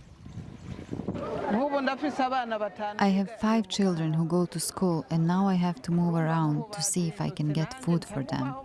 Initially, I had a farm and harvested cassava and eggplants that helped. The damage can plainly be seen with the crops, houses and farms all swept away. Residents here are concerned of the spread of the disease and hunger in weeks and months ahead. Okay, just wanted to make us aware of that, as we have not covered that flood at all. I did not realize that it got flooded. I believe it actually happened along with the other floods that we have been looking at in East Africa, like Kenya. But yeah, completely went under my radar. Now let's look at this.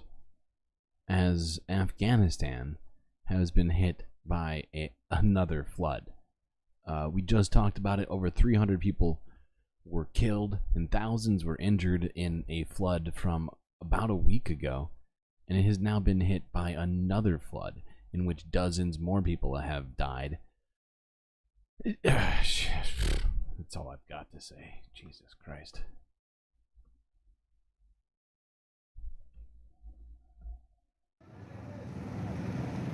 Dozens of people are dead after a fresh bout of heavy rain and flooding in central Afghanistan. That's according to a local official in Ghor province on Saturday.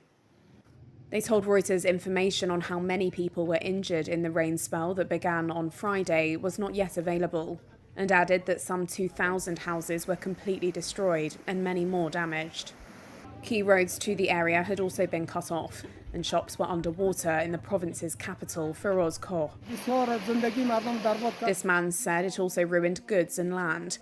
Everything, the property and cattle and sheep, it destroyed them all, he said. Last week, flash floods caused by heavy rains devastated. Yep.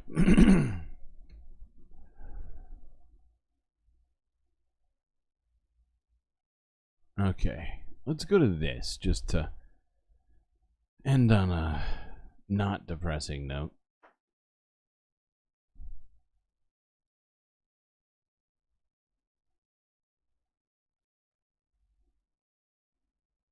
By end, I mean end our first half.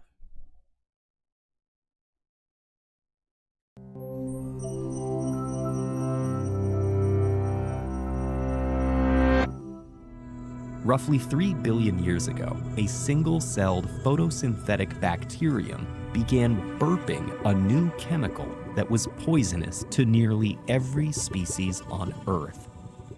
Over the following hundreds of millions of years, more microorganisms began producing this toxic gas, first saturating Earth's oceans and eventually its atmosphere.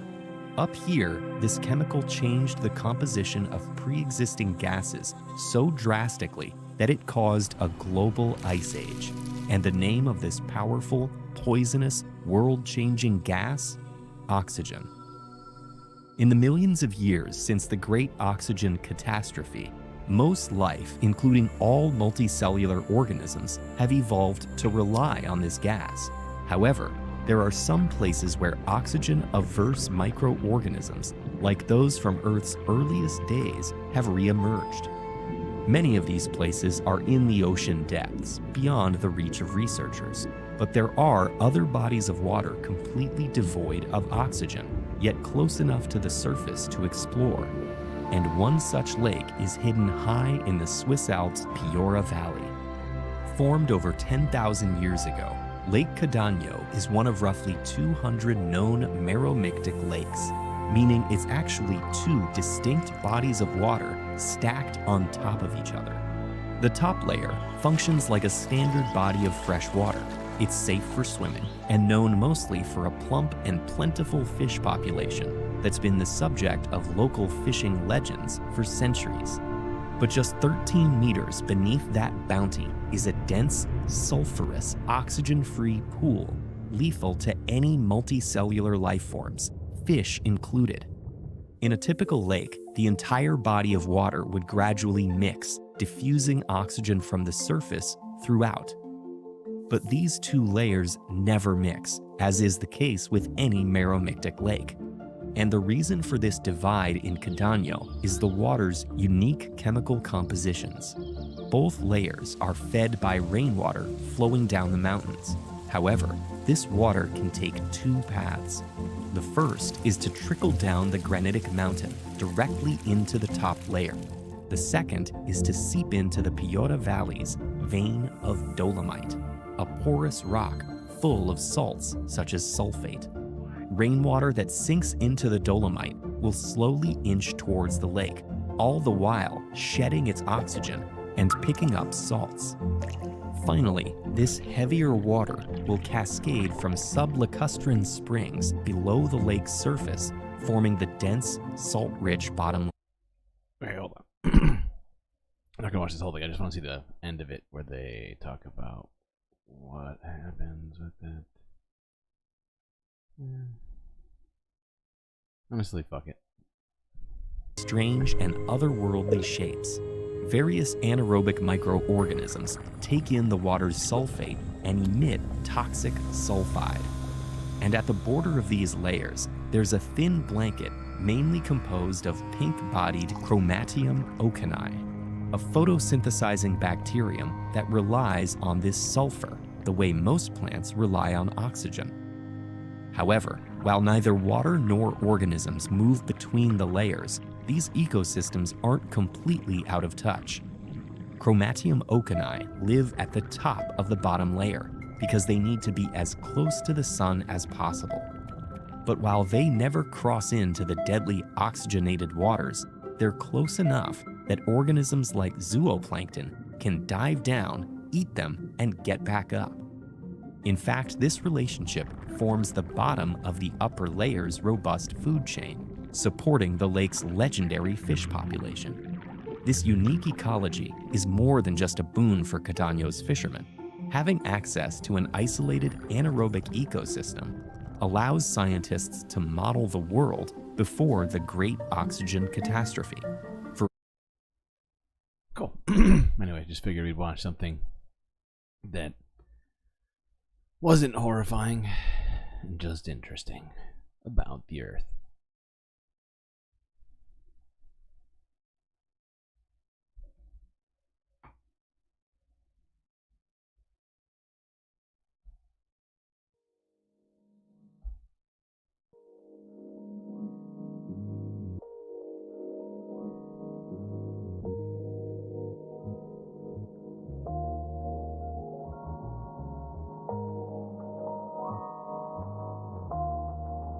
Well, I hope you've all been enjoying the stream. If you haven't already, hit that like button.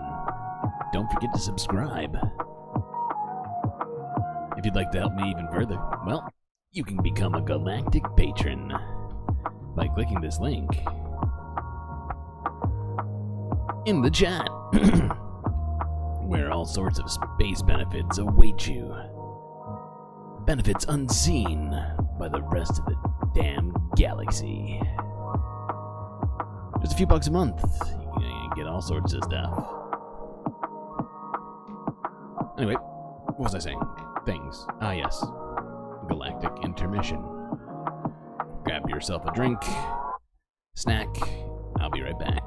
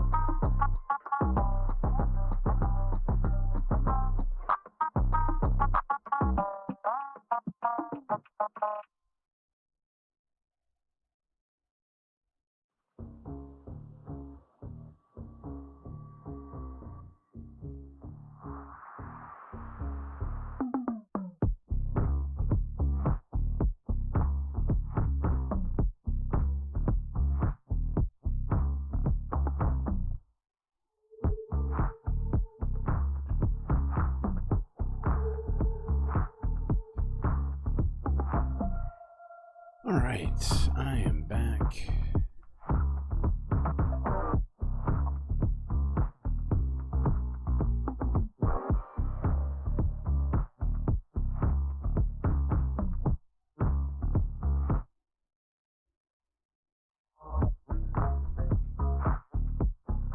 Do you know what we're here for? Don't even play.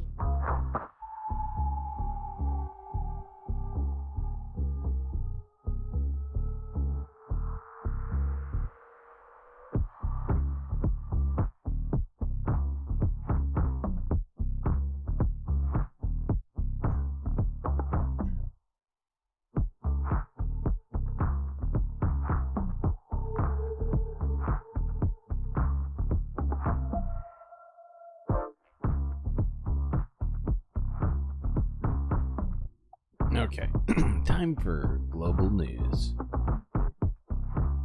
And, we are gonna start south of America, in South America. This is from a day ago from Associated Press, where in Argentina, Javier Milei's campaign against austerity has caused subway fares to surge over 4 times the original price.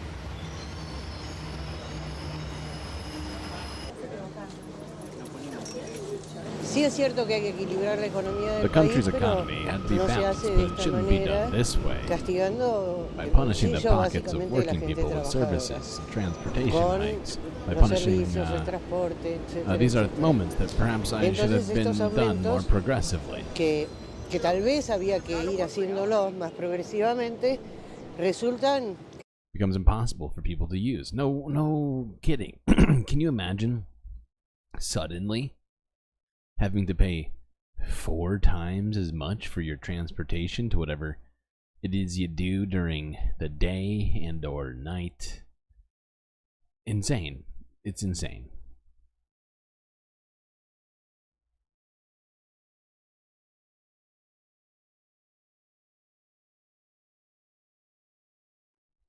Okay.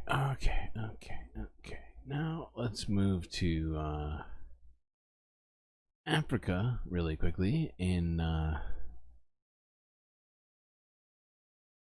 This is from TRT World here from 8 hours ago, where Mali, Burkina Faso, and Niger have established a confederation.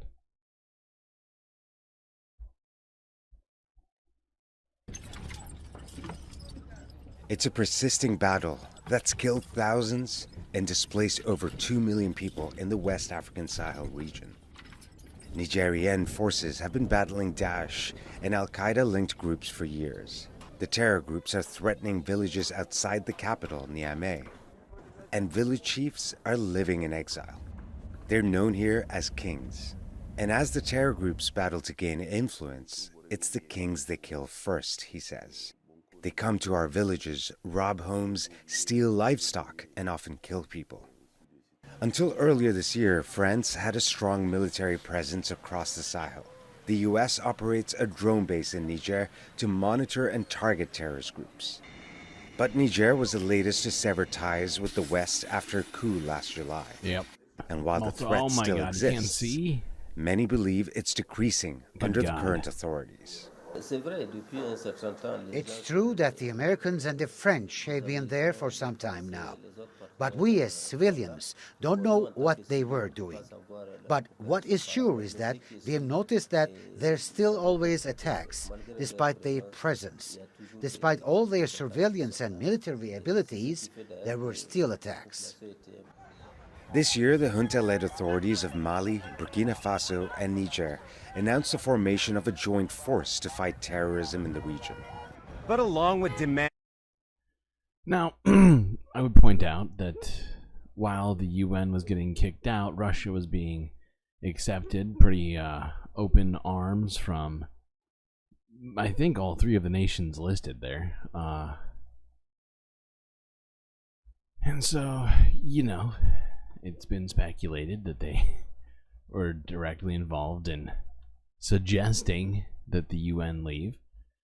But hey, you know, is what it is. Just figured I would make everybody aware of what's happening there as things continue to progress in Africa, politically at least, as it is militarily, and then all the downstream shitty effects of all of that.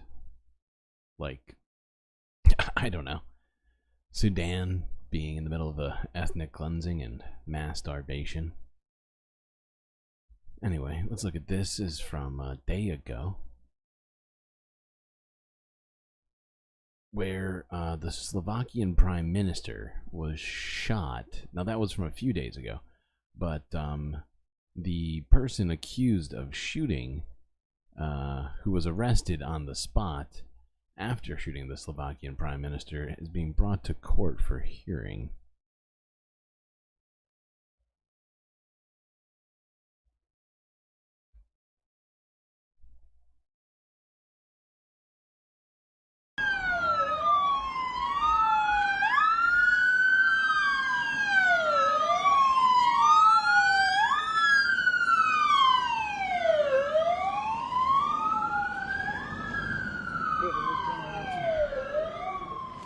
Nie, to chyba nie jego. Zostańcie, jak chcecie woli. Anyway, they didn't really discuss it in that one. Following an assassination attempt earlier in the week, Slovakia's Prime Minister, Robert Fico, remains in serious condition, but has stabilized. That's according to officials on Saturday. Deputy Prime Minister, Robert Kalinak. Yesterday's surgery was successful. This is the reason why his condition is still stable, so this is very important for us. And no any predictions. The 59-year-old Prime Minister was shot at 5 times at point-blank range on Wednesday in an attack that sent shockwaves through Europe. On Friday, he underwent a 2-hour operation that improved prospects for his recovery. However, he still faces a big risk of complications, Kalinak said. The suspect, identified as Uri C., acted alone and was detained on the spot, according to the Interior Minister. He was charged with attempted murder and will remain in custody pending an investigation, the Slovak Specialized Criminal Court ruled on Saturday. The decision... Okay, cool. There we go.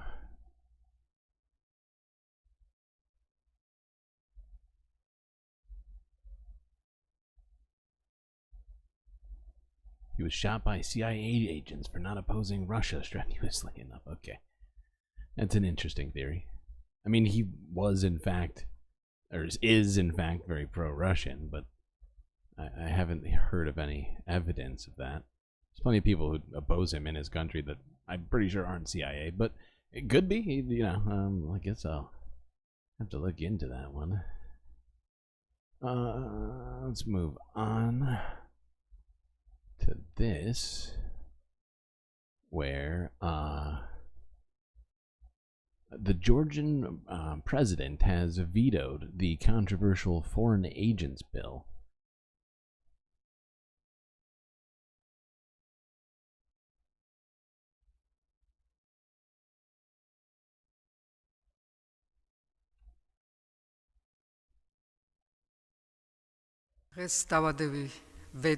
Today I vetoed the Russian law. This law is Russian in its essence and its spirit.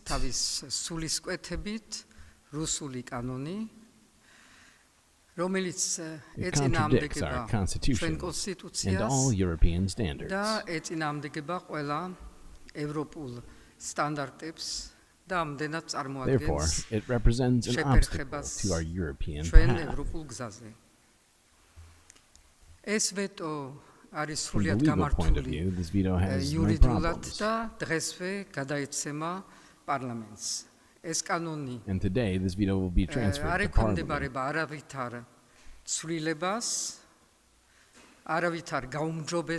This law is not subject to any changes and no improvements, and therefore, it's a very simple veto.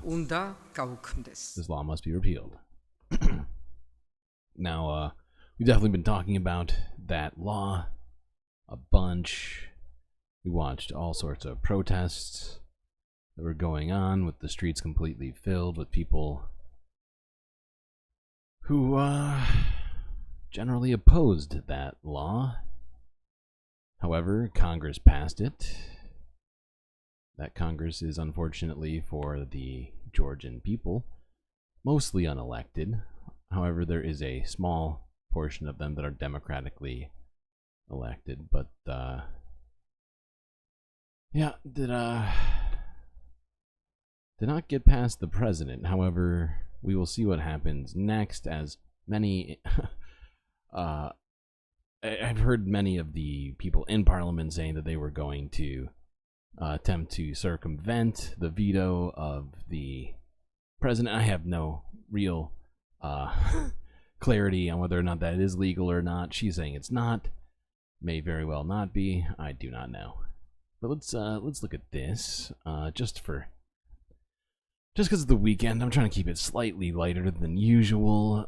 This is from 10 hours ago, where China's Great Wall Marathon has returned after 4-year suspension due to the COVID-19 pandemic.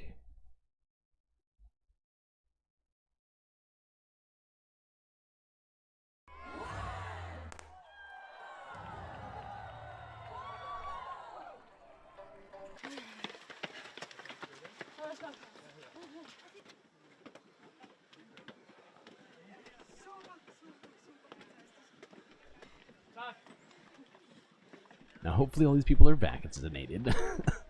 Because I have heard that there is a new variant out. What's it called? Flirt? Flirt 19 It was or something? awesome. Such an amazing experience. Definitely the hardest physical thing I've ever done. But supposedly if you're vaccinated, you're good to whatever percentage. What did it like? 99.6% or something. I forget who had the highest one. Was it The best part of it is actually the parts on the wall. It doesn't matter. It's the hardest. You don't run, you walk, but it's just amazing to take in the scenery.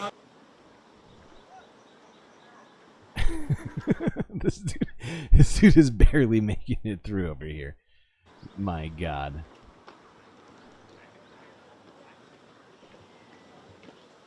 All right, got it.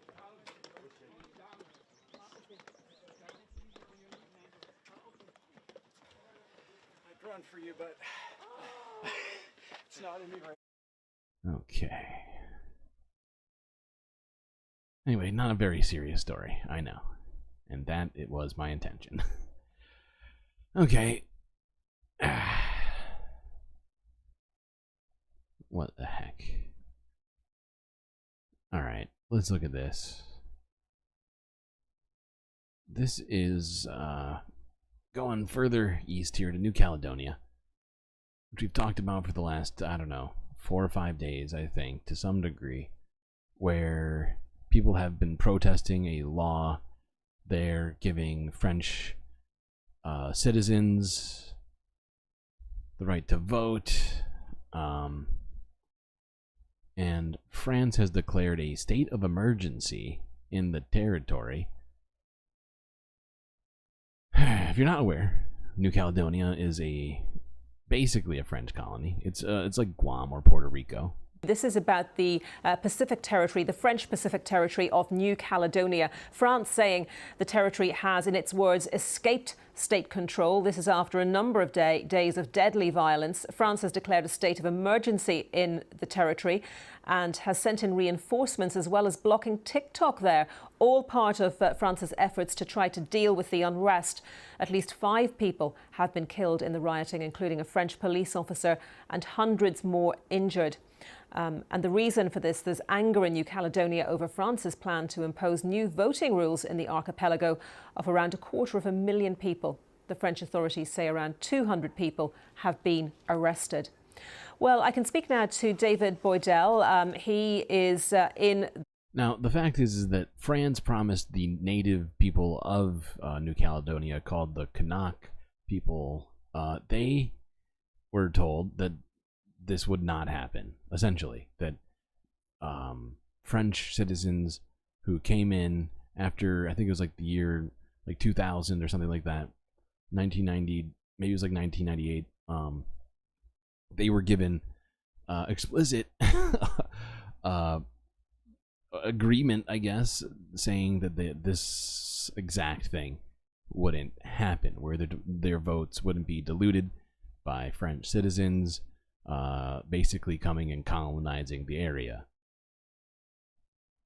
Capital Noumea. His road has been protected by a barricade. Thank you very much, David, for your time today.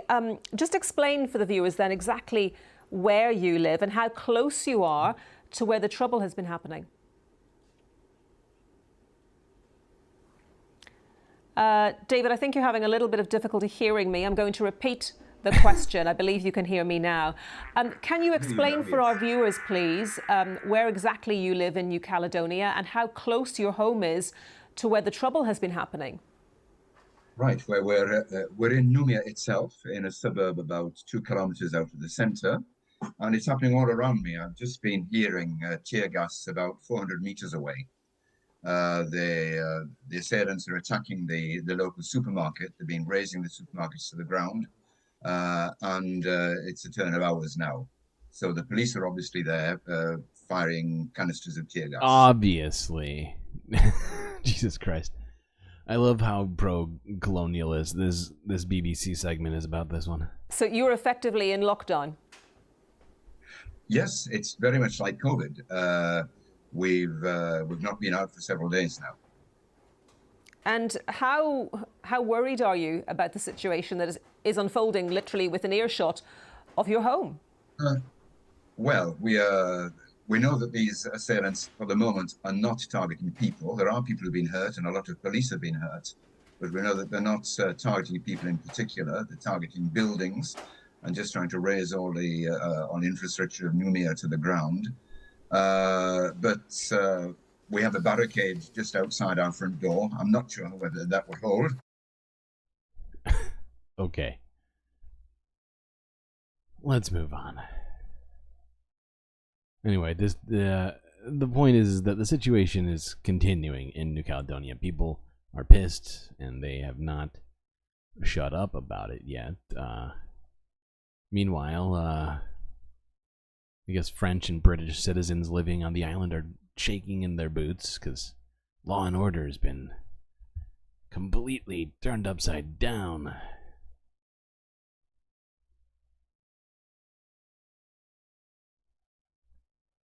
All right, now let's talk about Israel and Palestine at large. Okay, this is from the Associated Press from 16 hours ago. I found this fascinating because when I first read it, I was like, no, this doesn't make sense. Like, what are you talking about? I don't want reality. But no. This is from 16 hours ago, where a building is in ruins in the aftermath of an Israeli strike targeting militants in the West Bank. In the West Bank. They airstruck the West Bank. They're airstriking the West Bank right now. I thought it was Gaza. I thought it was Hamas. Why are they attacking the West Bank, which is supposed to be run by, what is it, Fatah, the Palestinian Authority?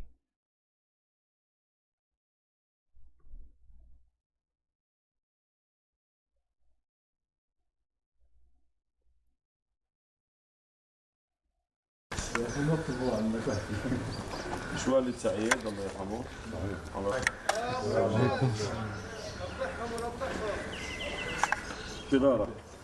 As you can pretty clearly see, it was either like a tank or a missile or massive fucking bomb. I mean, this is insane.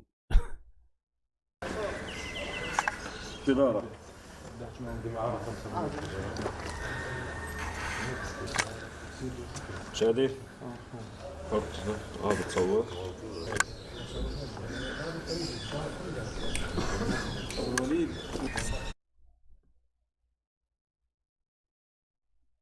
What they're doing here is not only in contravention of international law, it goes against everything Israel's been saying. We need to be in Gaza, stopping Hamas. Meanwhile, they're just, yeah, dropping bombs on the West Bank. Exactly right.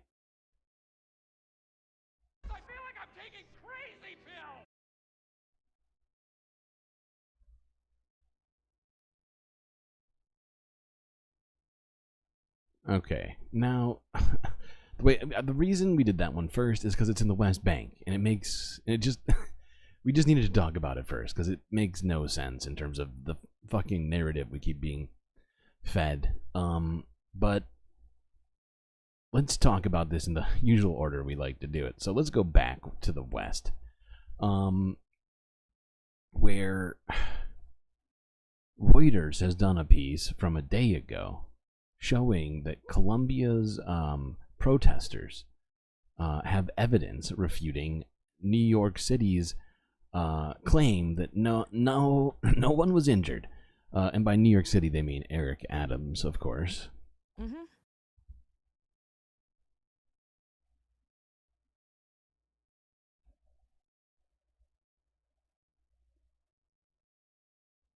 The NYPD's precision policing ensured that the operation was organized, calm. Oh my god, I did not hear him say this before. Precision policing? What is he, the goddamn IDF? What an idiot. And that there were no injuries or violent clashes. That was New York City Mayor Eric Adams speaking at a news conference on May 1st, a day after NYPD officers arrested pro-Palestinian student protesters occupying a Columbia University building. But medical records, photographs, and interviews with protesters tell a different story. At least 9 of the 46 protesters arrested that night inside the barricaded Hamilton Hall on April 30th sustained injuries beyond minor scrapes and bruises. That's more than a fifth. That's over 20% of the people that were protesting, that were arrested, were hurt to the point of having to go be hospitalized, it sounds like, to some degree or another. Doesn't sound very precision or injury-free. Holmes, a graduate student at the Columbia Affiliate College Union Theological Seminary, says he was one of those injured that evening by an officer. They shoved me to the ground, and as I looked up to see what was going on around me, he kicked me square in the eye, and it was, it felt like falling really hard onto cement. That resulted in a pretty severe concussion and a fracture of my orbital bone. Huh. Injury-free, huh? Which thankfully doesn't require surgery. Documented injuries from that night included a fractured eye socket, concussions, an ankle sprain, cuts, and injured wrists and hands from tight plastic flexi cuffs. The arrest came after Columbia President Manoush Shafiq called in police hours into the occupation at the campus, which has become an epicenter of a student protest movement that has spread to campuses around the world. Reuters shared details of the protesters' injuries and accounts with the mayor's office, New York police, and Columbia. None disputed the injuries. I was pushed down and knocked down along with the barricades when the police first breached. Gabriel Yancey, a research assistant who has since been fired from his job in a Columbia neuroscience laboratory, described what he saw and experienced that night. I saw the police push people to the ground against the marble stairs. I saw them push or hold them down with using their body weight, using their knees, stepping on them. Sorry, I hit the button too soon, and now my fucking stream software is frozen. Hold on. And anyway, that's basically the end of it, but clearly Eric Adams is losing his fucking mind or just lying through his teeth once again. So let's move forward here to present day. And by present day, I mean from the last 24 hours of protests that have been going on. This is from 2 hours ago from Status Quo. NYPD bloodies and pummels pro-Palestinian protesters.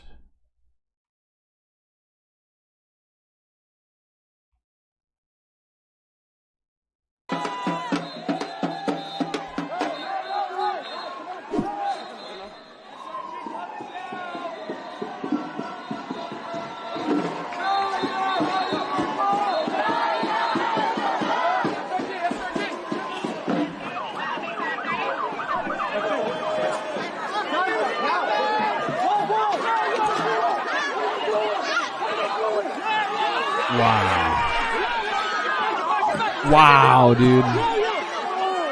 Oh my god.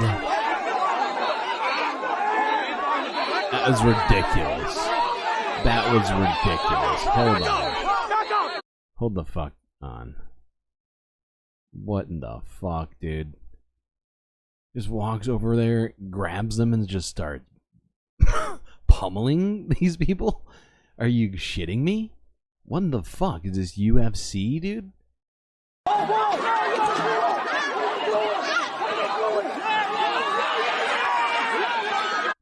Oh my fucking god. This is unbelievable. Look at him, he's just wailing on him.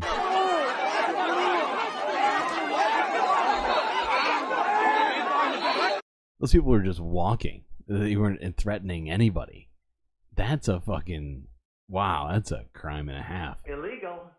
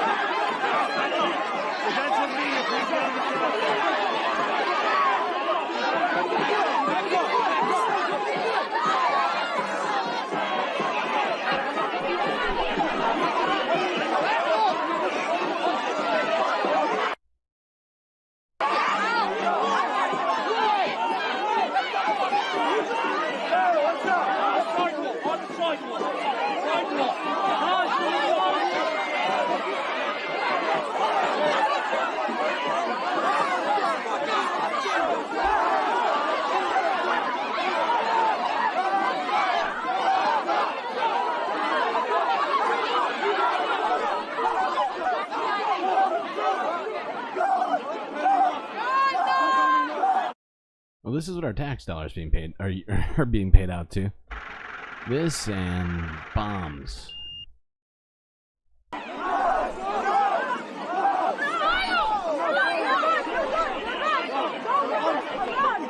Guys, they bloodied his face. Damn. I'm calm. That is fucked up.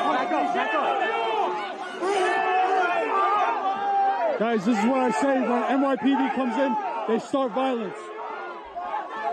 They are the violent ones.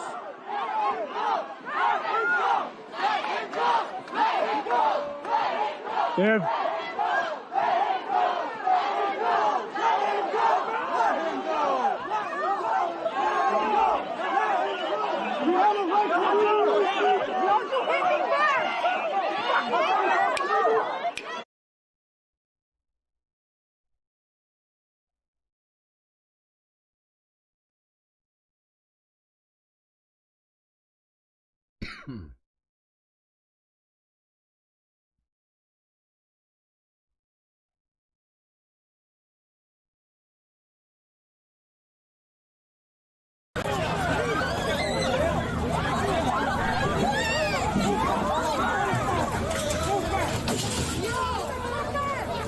Jesus Christ.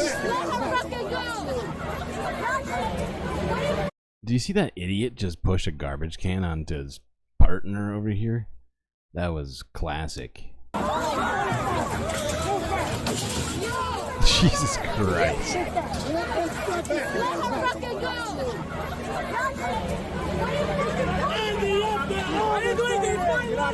It's my freaking life! I'm almost for walk! I'm almost for walk! That's war! That's war! That's war! I'm a self-fucking walk! Get over here! No, get over here! Everybody get on the sidewalk! Don't touch her! Don't touch her! And stop trying to beat up on peaceful protesters! And stop being people abusers! Peaceful protesters! Hands down! And it's got the job for us! Hands down!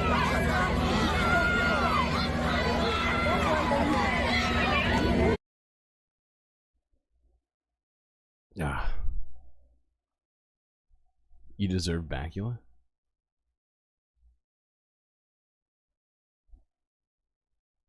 Is that true? I can't actually see how many likes you have right now.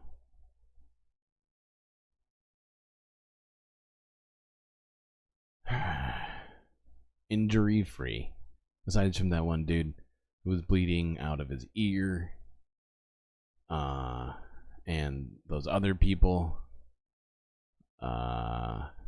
And then those other people. Some other people too. There's been a bunch of people actually, as it turns out. So I don't really know what Eric Adams is talking about. Okay. All right, let's talk real quick about what's happening in Sweden,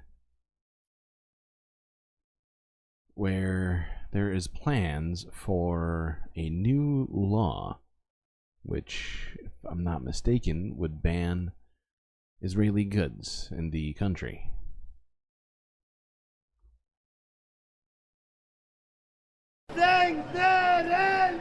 Another Friday, another Gaza war demonstration in Gothenburg, as protesters start to feel their voices are being heard. The government's changed its... You have 40? Okay. All right, I believe you. I believe you. You know, I'll just give you Bacula. Just give you Bacula. I said you wanted Bacula. There's only 2 options left anyway. Hold on, I need to switch though. We gotta wait until it actually catches up, because right now it's like lagging a bit and is going in the right direction, but for now it's mainly rhetoric. We must see some concrete measures. This violence must have consequences. That may now be happening, at least on a local level. Protests against the war on Gaza have been taking place in Gothenburg for months. Now these people hope the city's politicians are starting to play their part as well. At Gothenburg's town hall, a movement is underway to try and ensure the city doesn't procure goods from any occupying power. The governing coalition of parties here in Gothenburg has put forward a proposal that includes a boycott of goods and services that come from Israel and other powers occupying other nations or other states, in this case Morocco and Russia as well, because we think that the taxpayers in Gothenburg does not want to be included in feeding a war machine. It's something that some Gothenburgers have immediately got behind in the days after it was announced. The suggestion could be good. I'll support it anyway. I already don't buy Coca-Cola, so I'm for the proposal. But it is facing opposition from other parties in the municipality. It is not that we lack sympathies with the Palestinian people and the very difficult situation that they are in at this moment. That's not it. But as a city, we cannot get involved in foreign politics. We need to let the State Department manage that. I don't think that the city of Gothenburg has so much trade with Israel at the moment. I think there are... Anyway, we'll see if the law gets passed. It is still in Swedish parliament.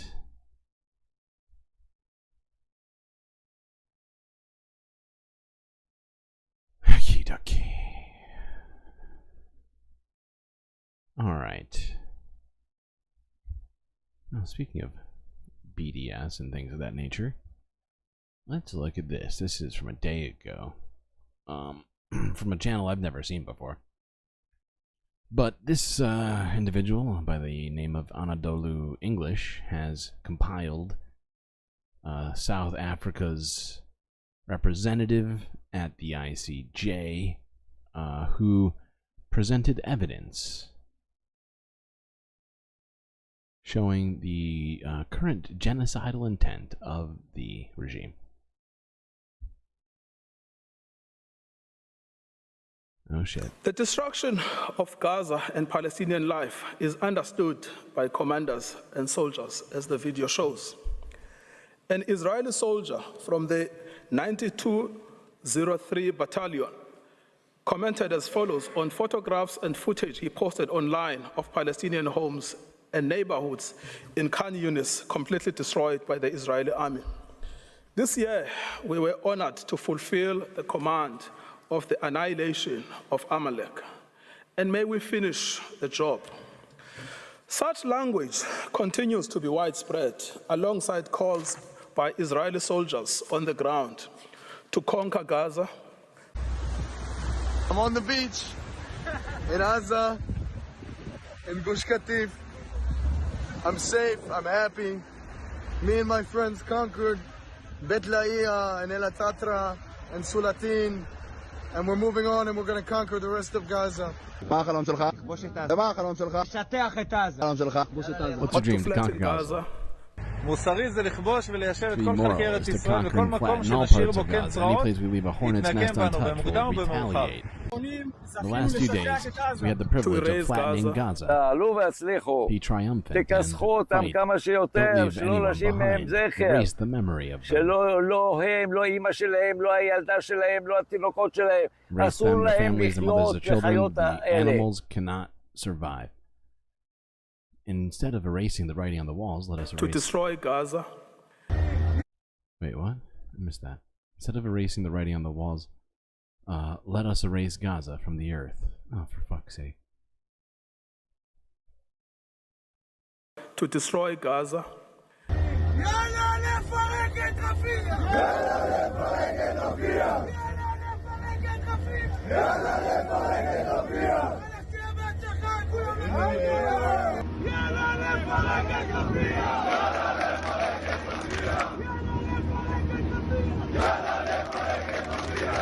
And after that, Ramallah also.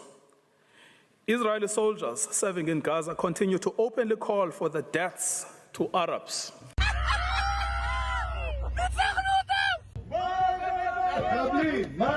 Death to Arabs, death to Arabs, death to Arabs, death to Arabs. Declaring, that may you sounds burn like alive. Genocide. That Declare Gaza is burning. Gaza is that burning. we will burn your mother. And that all of Sajaiya will burn in flames. Public statements such as this show that even members of the Israeli parliament are fully aware of the orders of this court, but have continued to openly incite genocide without censure. Such sentiments are also widely expressed across Israeli society. Many Israelis, including Israelis living in illegal settlements in the West Bank, have actioned statements by government officials calling for the denial of aid to Gaza.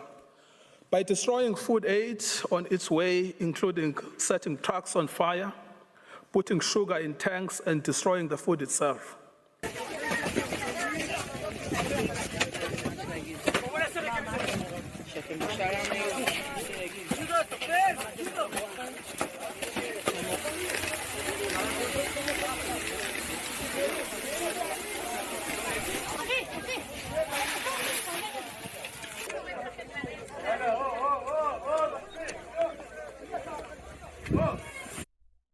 This is horrifying. I know we've seen this footage before.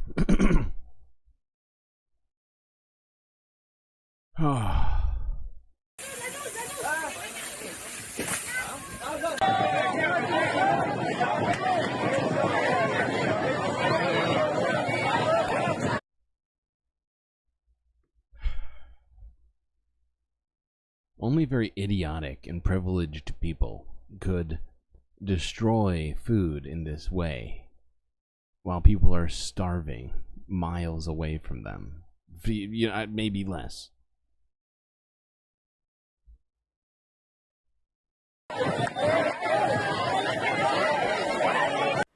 Israeli public officials, including singers inciting to genocide in Gaza, have had their incitement rewarded.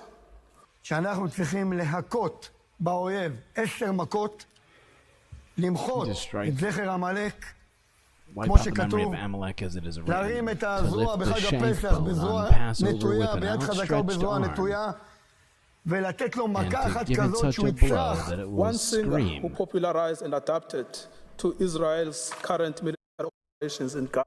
Anyway, I think we fucking get it. We've seen a lot of this footage, but I just thought it was quite stark having it all brought together and then sort of illuminated by South Africa's representative at the ICJ, who seemingly did a great job there. Yeah,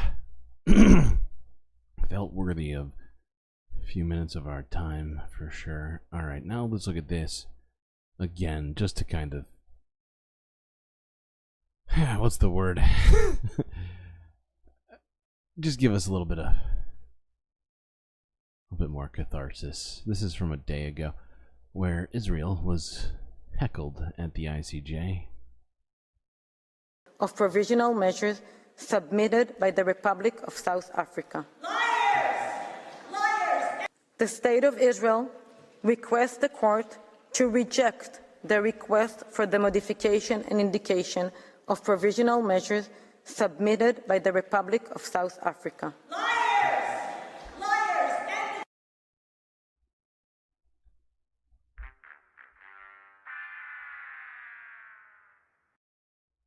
So last week to CNN, President Biden said... Okay, now... Oh shit, Sabrina, I think is her name. I can't remember her last name. But she is a Pentagon spokesperson and was asked by a reporter some questions, uncomfortable questions perhaps, regarding red lines and the weapons being sent to Gaza. Let's hear her very interesting response to this situation. Interesting might be the wrong word.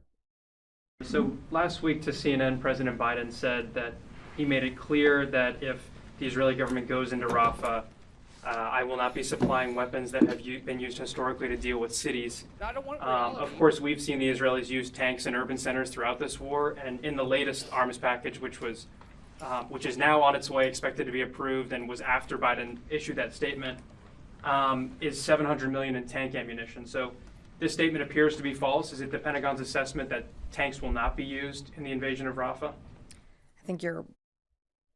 It's science. I fucking love that question.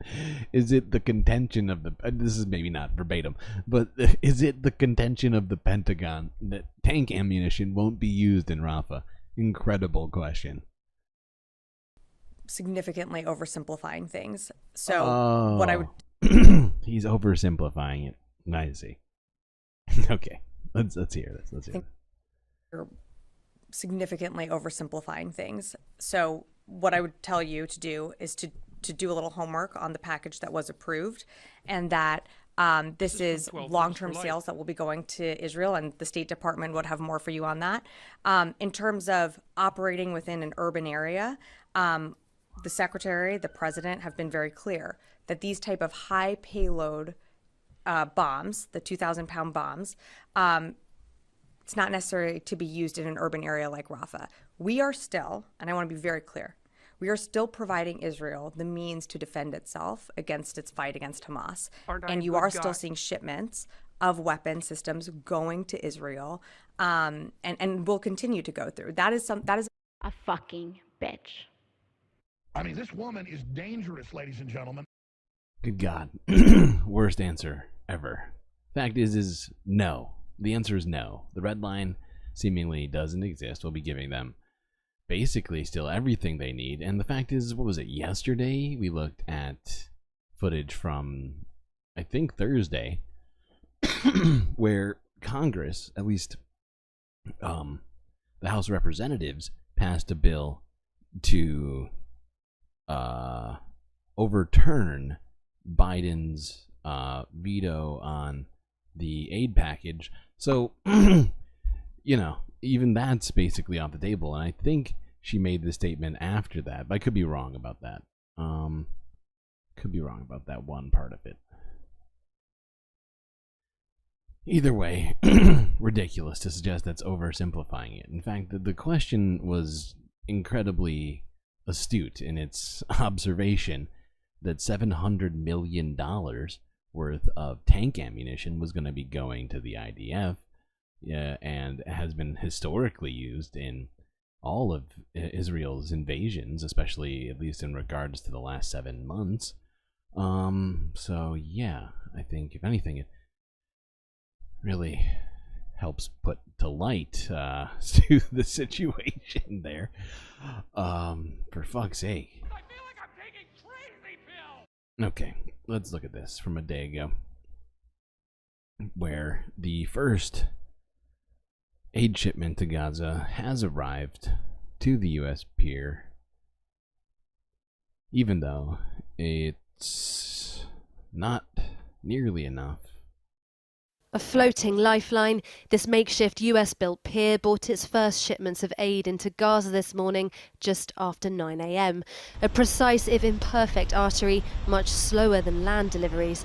It's allowed offshore cargo ships to deliver supplies in by sea.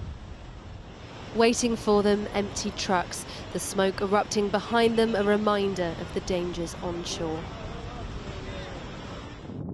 640,000 people have now left the southern city of Rafah, where more than 1 million Gazans had fled. Its tent city once declared. Now, I just want to remind everybody that I think it was like a couple of days ago that we saw John Kirby, the head spokesperson for the Pentagon, I think, even admit that the pier wasn't a solution and that aid needed to come in on the ground. Safe is anything but. It's the beaches of Dar al-Bala further north that are now Yes, I think her name is Singh. Thank you for that. Thank you for that. crowded with its makeshift homes and a population lacking in food, water and basic medical care. The temporary furnishings of life on the move strapped to cars and donkeys. The journey north is one made in hope of safety, but it's a tired hope for so many like Ibrahim, whose family has done this 5 times. Exhausted, he's decided to return to what's left of their home. God willing, I can repair this hole so the children don't fall out. They did not say that this area was safe, but we returned because we had no place to go. The World Food Programme is warning further escalation. And I suppose since these people went to a non-safe zone, that makes this young girl here Hamas? I mean, I'm just trying to analyze it from Israel's supposed stance here, right? They've been saying if you're behind in a place we've labeled as being potentially under fire, then you must be a combatant. So I don't know if this girl can pick up a gun, though. Rafah could bring aid to a standstill, and all G7 nations bar the US have called for Israel to reopen the border crossing there to let aid in. We've not been able to access our warehouse in Rafah for more than a week. We have very little food and fuel coming through the border crossings in the south, and we are always trying hard, but failing currently to bring in consistent volumes of food. Today, Israel responded to an emergency injunction from South Africa, the UN's top court, the ICJ, one calling for it to order a stop to the Rafah offensive. This is part of South Africa's wider case accusing Israel of genocide, a claim it today dismissed as heinous. Only. Dismissed as heinous, yeah, okay. It's science. Right.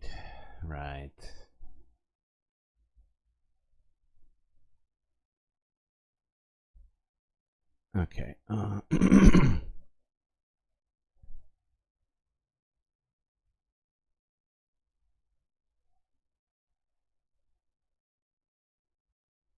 Just gonna look at some of this footage of the aid reaching the pier. Well, I much prefer this. This is good to see. All right, so yeah. Apparently boats are in fact coming to the pier unnecessarily, you would think.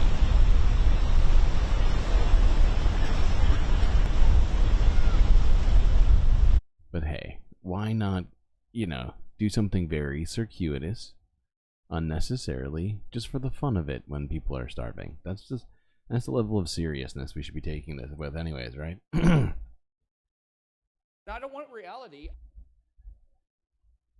What am I gonna do with these keys?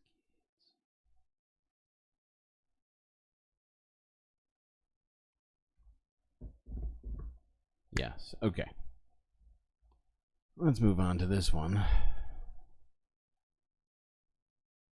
From 2 days ago, where, and I think we may have looked at this, but I want to look at it again, okay? And I'm sorry for that, but I really do. Partly because there seems to be a lot of stuff happening inside of Israel's government as it is right now. This was, what is it, not Benny Gantz, it's the other one. Ehud Olmert, maybe? Fuck. I should try and keep track of these names better. But this is Israel's defense chief, who challenged Benjamin Netanyahu on his plan for Gaza. And actually, since we did watch all this already, or part of it already, I just want to listen. I want to listen to the very end of this. Unfortunately, this issue is not raised. Not raised in this replacement. Indecision, in a sense, is a decision. This leads to a dangerous course which promotes the idea of Israeli military and civilian governance in Gaza. This is negative and dangerous for the state of Israel. Now,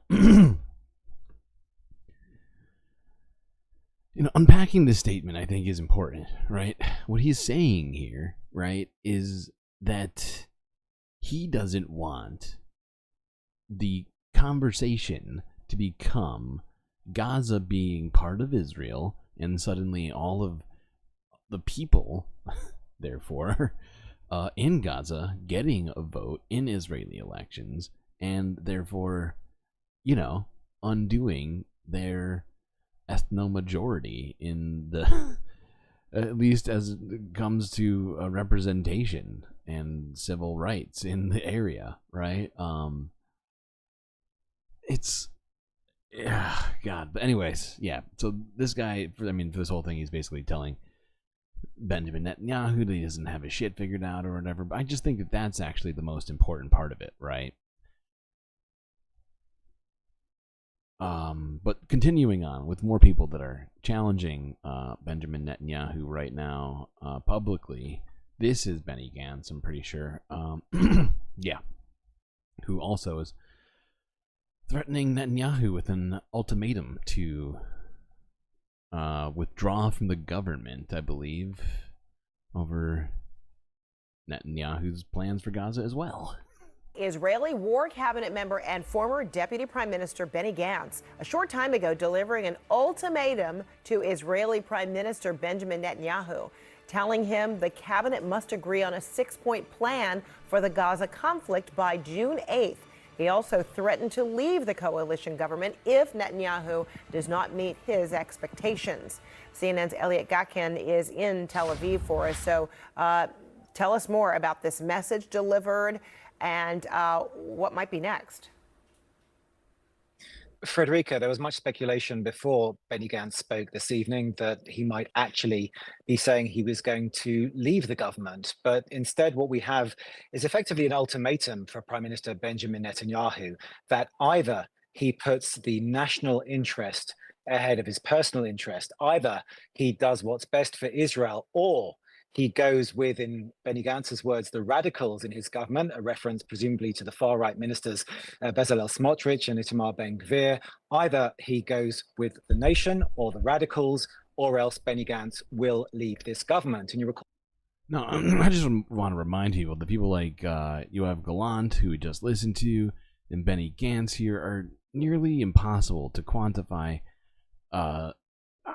You know, like people people claim oftentimes, especially in the Western media, that they are somehow better than Benjamin Netanyahu, some kind of a liberal alternative to, but it's really not the case, right? Especially in regards to the stuff we're talking about, specifically the rights of Palestinian people.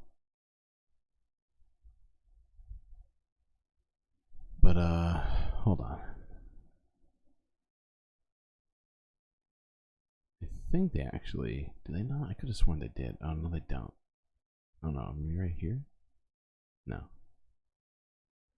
No, fuck it. Alright, whatever. We're gonna move on. Alright, let's talk about this because, according to Al Jazeera, there has been no let up in Israeli attacks on Jabalia Rafah, which is one of the refugee camps there, which is ridiculous. The first shipments of aid have entered Gaza via a floating pier built by the U.S. The supplies were taken by road to World Food Program warehouses in Deir al-Balah. The U.S. You gotta say, if you're attacking tents, it's definitely not a war, right? Am I losing my mind? says 90 truckloads a day are going to be delivered, but the number could go up to 150. At least 500 to 600 trucks of aid are needed in Gaza every day. Well, the pier is located below Gaza City. It's further south than originally planned because the Israeli army asked for it to be moved closer to a major checkpoint. The pier is near this Israeli military road, which the army calls the Netzarim Corridor. It's named after a former illegal Israeli settlement.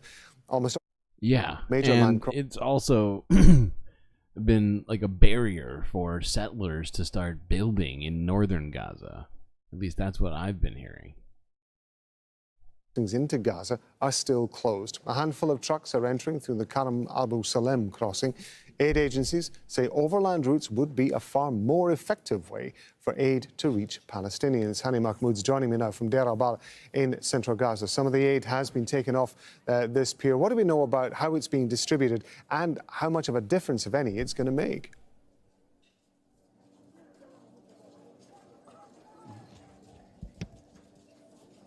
Yes, well, we have a confirmation of about 90 trucks filled with desperately needed humanitarian aid. Oh my God, he's shifted his spot. I think he's technically in the same spot, but he's moved like, I don't know, 30 feet? It's weird. Including medical supplies, water, and food supplies have been loaded at the floating docks. That's the temporary pier constructed by the U.S. military at the shores of the western part of Gaza City. That's the southern western part of the city. These trucks made their way to UNRWA, United Nations storehouses and warehouses inside the city of Deir al-Balah. It's going to be a combined effort. If it was 1812, I'd be wrong. What's that in reference to? Between the United Nations as well as the World Food Program in terms of distribution. The priority is given to evacuation centers across the central area, including Deir al-Balah city, as well as Khan Yunis, including Al-Mawasi evacuation zones, as well as hospitals, remaining operational hospital in the central part, as well as the southern part of the strip, including Rafah. However, this will require high level of coordination as Rafah is being pounded by the Israeli military at a very heavy level right now. Now, this has been perceived as an important step. It's likely to relieve some of the widespread suffering and starvation going on. However, it should not be a replacement for all the... Oh, if it was 1812, I'd be wrong about... Oh, yeah, good point. It's all coming together now. Thank you for the clarification. Okay, yeah, so Rafah being attacked in complete contravention with literally all logic, reason, Israel's previously stated plans. At least, I don't know, starting 7 months ago. Well, not 7 months ago. At some point, though, they were like, no, go to Rafah, right? And then completely went back on that, I guess, within the last month. And now we're at this point where it's a full-out invasion of Rafah and nobody's stopping them. So, yeah.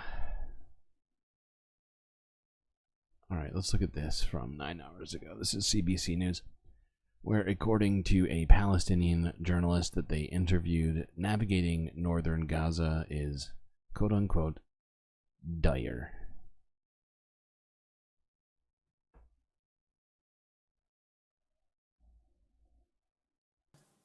The Committee to Protect Journalists says the war in Gaza has been the deadliest conflict for journalists and media workers since they began tracking data in the 1990s. At least 105 have been killed. The safety threat, as well as the struggle to find food and water, have forced others to leave.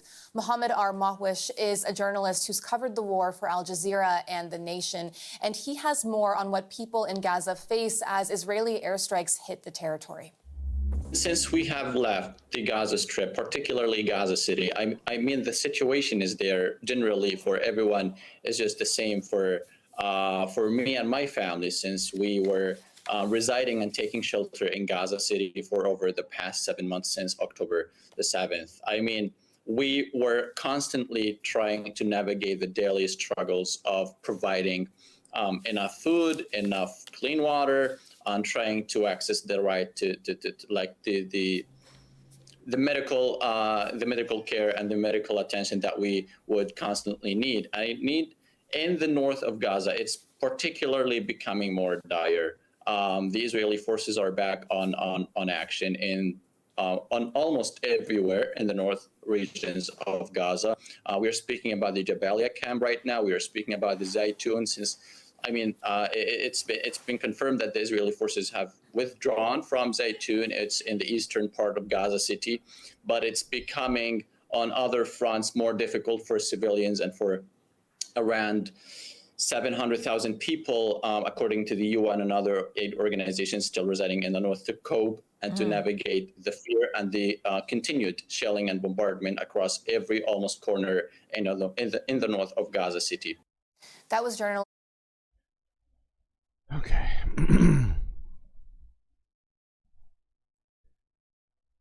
Probably unshocking to anybody who's currently watching the stream, but the situation has not improved for journalists in Gaza at all. Alright, let's look at this. This is our last video, actually, everybody. Wow. Good job. You made it this far. Let's end this with Democracy Now! This is from a day ago, where they spoke to Israeli reporter Mira Haas on Palestine and journalism.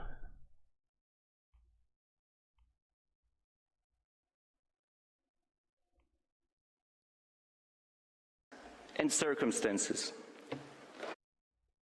Cool, I'm gonna go back to the beginning of this, let them kind of help us recap this fucking day. The Jabalia refugee camp in northern Gaza, destroying dozens of residential buildings and heavy airstrikes overnight, and pushing residents to flee to other parts of the city. This comes as Israel's vowing to escalate its ground attack in the southernmost city of Rafah, with Israeli Defense Minister Yoav Gallant saying Thursday additional troops would enter Rafah and that military operations will intensify in the city. Israeli Prime Minister Benjamin Netanyahu also said Thursday, quote, "The battle in Rafah is critical," unquote. 1.4 million Palestinians, over half of Gaza's population, had been displaced to Rafah, seeking shelter. Now more than 600,000 have fled Rafah over the past week and a half since Israel launched its ground offensive there. Since then, no food, fuel, or other aid has entered the two main border crossings in southern Gaza, further exacerbating the humanitarian crisis. Some 1.1 million Palestinians are on the brink of starvation, according according to the UN, while a full-blown famine is taking place in the north. This confirmed by the World Food Program. The developments come as the International Court of Justice has wrapped up 2 days of hearings in The Hague after South Africa's request last week for emergency measures to halt Israel's assault on Rafah. It marked the third time the UN's top court held hearings on Gaza since South Africa filed a case in December accusing Israel of committing genocide. On Thursday, South Africa's ambassador... Okay, we're pretty much up to date on all this as it is, so I'm going to move over here to their interview, which starts right around here. Days and nights in a land under siege. Amira Haas is the recipient of the 2024 Columbia Journalism Award, and on Wednesday she addressed the graduating class of the Columbia Journalism School here in New York. She now joins us in our New York studio. Amira, welcome to Democracy Now! Thank you. Congratulations on your award, but more importantly, on your reporting. You are so unusual in Israel as the only Israeli Jewish journalist to live in the occupied territories for the last 30 years. As you gave your address to the Columbia Journalism School, a number of its students threatened by New York police to even step outside the school when they were trying to cover the Gaza Solidarity encampment outside as police moved in. And ultimately, I think the number of arrests on campus numbered more than 200. Can you talk about the coming together of the issues that you cover and what you feel it's so important that journalists should understand about their role in society? As I said in my address to the students, it is, if I want to sum it up, not in a professional way or like a teacher-like way, is to resist the normalization of evil and of injustice, because we are so used to there is so much injustice in this world, not in everywhere, and we have to use our the unwritten social contract between us and citizens the world over to scrutinize, to monitor, to challenge power, centers of power, the abusive power. Any power can be abusive or is abusive. Only we have the power to at least try and restrain it. I think this should be the role, not the only role, but this should be a main role of journalists, to restrain power wherever it is being manifested. Ever the journalist, in your J School address, you quoted a friend in Gaza. And this is particularly important as what happened just feet from where the school is. If you can tell us who he is and what he said. Just a few 2 weeks before the address, I received a WhatsApp from a friend called Bassam Nasser. I met him in the early 90s when he was still a student, and we haven't been in touch for many years. He is a father of 4. He's heading an aid institution or center in Gaza. He was displaced, like so many others, from Gaza to Rafah to save his life. His house, I know, is in ruins now in Gaza. And now he had to flee again with his family and the institution from Rafah to Deir el-Balah in the center. And he sent me he from time to time writes something on WhatsApp in English, and I guess he shares it with some others. And he shares his thoughts and feelings. And he shared with me something concerning the demonstrations and protests in American campuses. And I thought, of course, fit to bring it to read it, so I can read it now. Sorry. So, and this is from the talk and what the quote that I brought on Wednesday to the students. A glimmer of hope emerges from university students, demonstrating the enduring presence of humanity. Panicked, hypocritical politicians swiftly resort to force in order to quell the movement, fearing its global expansion. Repression is enacted to stifle voices challenging the status quo. Police and National Guards are deployed, arresting students who were expelled just hours earlier for speaking out against the violence in Palestine. From Gaza to New York and other major cities worldwide, I want to express deep gratitude for these voices. While you may not be able to save every child in Gaza or restore our shattered lives and dreams, and your efforts won't prevent the next devastating airstrike that will wipe out our entire family, on behalf of every Palestinian, I want to express heartfelt appreciation for raising awareness to our plight. And I know he's not the only one. I mean, I know that if there was some kind of a ray of hope in people's life, in people's hell, it's not life, in the last month, are those demonstrations and protests. I just thought that was very, very touching sentiment. We're going to watch a little more of this, but it is almost 45 minutes long, so we no, we're not going to watch the whole thing. All right. Let's go to here. Of journalists, and I wanted to go for a moment. I think it was 2 days after World Press Freedom Day that Israel banned Al Jazeera inside Israel, the country. Police officers raiding the network's Jerusalem bureau, seizing broadcast equipment. Over the past 7 months, And the thing is I actually cut this today, but there was a different speaker at a different part of Columbia's college, or I mean, like, you know what I'm saying? Like this, she spoke at, what was it? The Journalism School of Columbia. This guy spoke at SIPA, I believe is what it is. I can't remember what that one is. I think it might be policy. But basically, like, it was horrifying, most of what this man said.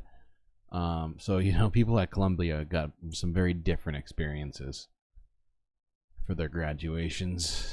One of the only international outlets with reporters on the ground inside Gaza, a few of whom were killed. This is a pre-recorded video message by Al Jazeera's Imran Khan from East Jerusalem. If you're watching this pre-recorded report, then Al Jazeera has been banned in the territory of Israel. On April the 1st, the Knesset, the Israeli parliament, passed a law that allowed the Prime Minister to ban Al Jazeera. He's now enacted that law. Let me just take you through some of the definitions within the law. They've banned our website, including anything that has the option of entering or accessing the website, even passwords that are needed, whether they're paid or not, and whether it's stored on Israeli servers or outside of Israel. The website is now inaccessible. They're also banning any device used for providing content. That includes my mobile phone. If I use that to do any kind of news gathering, then the Israelis can simply confiscate it. Our internet access provider, the guy that simply hosts AlJazeera.net, is also in danger of being fined if they host the website.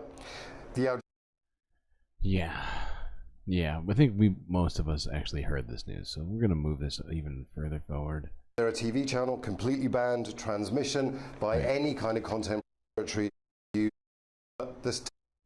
Occupied East Jerusalem. Oh, just woke up. Okay. Good morning, last report from occupied East Jerusalem.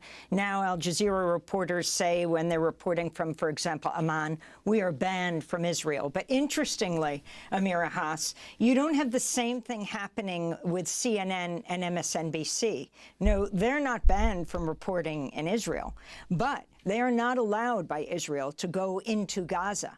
And each time they have a report outside of Gaza, they don't say, and we want to remind you, we are not on the ground in Gaza because the Israeli government has prevented that.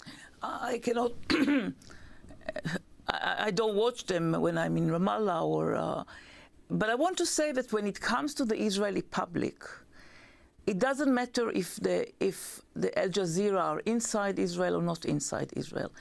The general Israeli public does not want to know about what's happening in Gaza, and the Israeli media does not show anything. I mean, they show very few images of the destruction. They give very little information and footage of the death, of the wounded people. I mean, there is no relation between what is happening and what is shown on Al Jazeera and what the Israeli media shows. But it is not a dictate from above. It is not state censorship, unlike with Al Jazeera. It is a decision of most of the Israeli venues, most of the Israeli media venues, especially the TV, of course, not to show those horrible scenes that might give some sense to some Israelis that this is not morally, but this is logically cannot produce a change in Palestinian attitudes or a change for accepting Israel or accept. So I mean, what it sounds like she's saying is that it's pervasive that journalists in Israel are just turning the other way on the actual impact of what the IDF has been doing, which is just depressing. Anyway, there's a lot to this interview.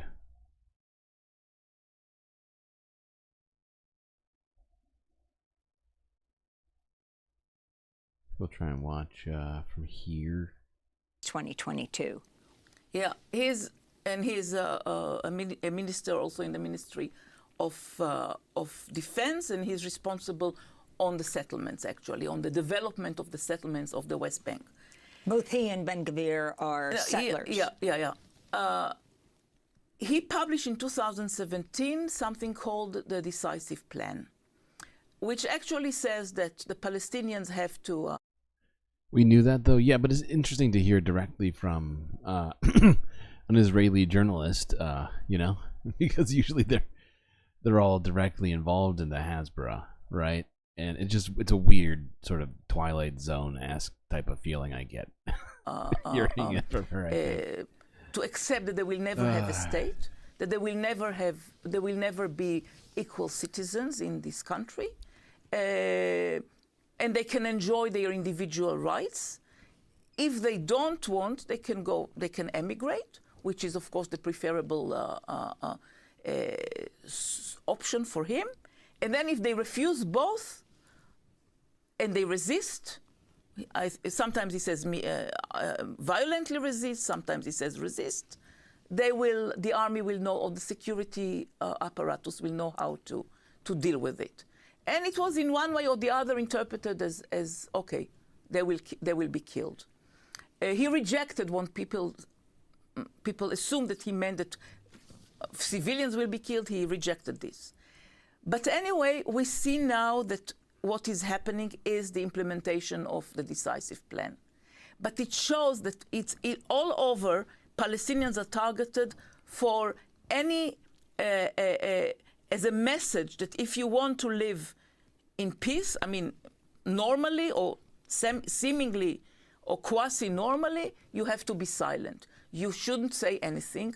You certainly should not demonstrate. You certainly shouldn't take arms. You certainly shouldn't... And the fact is, people who are doing none of the things she's listing have also been targeted.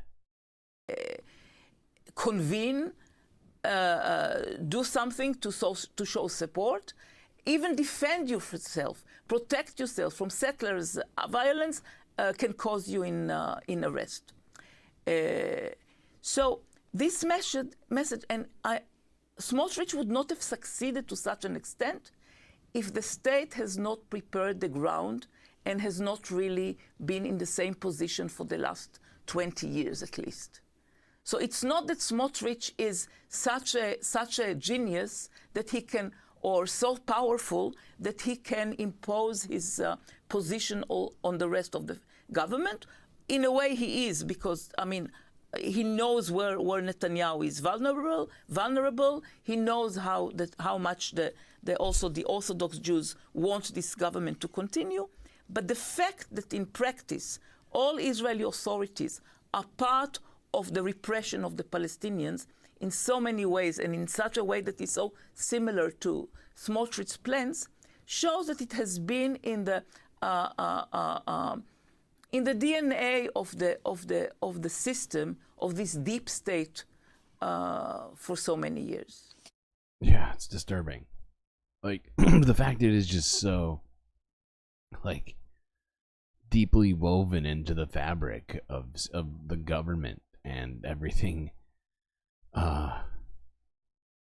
attached to it, right? Or even slightly adjacent to it.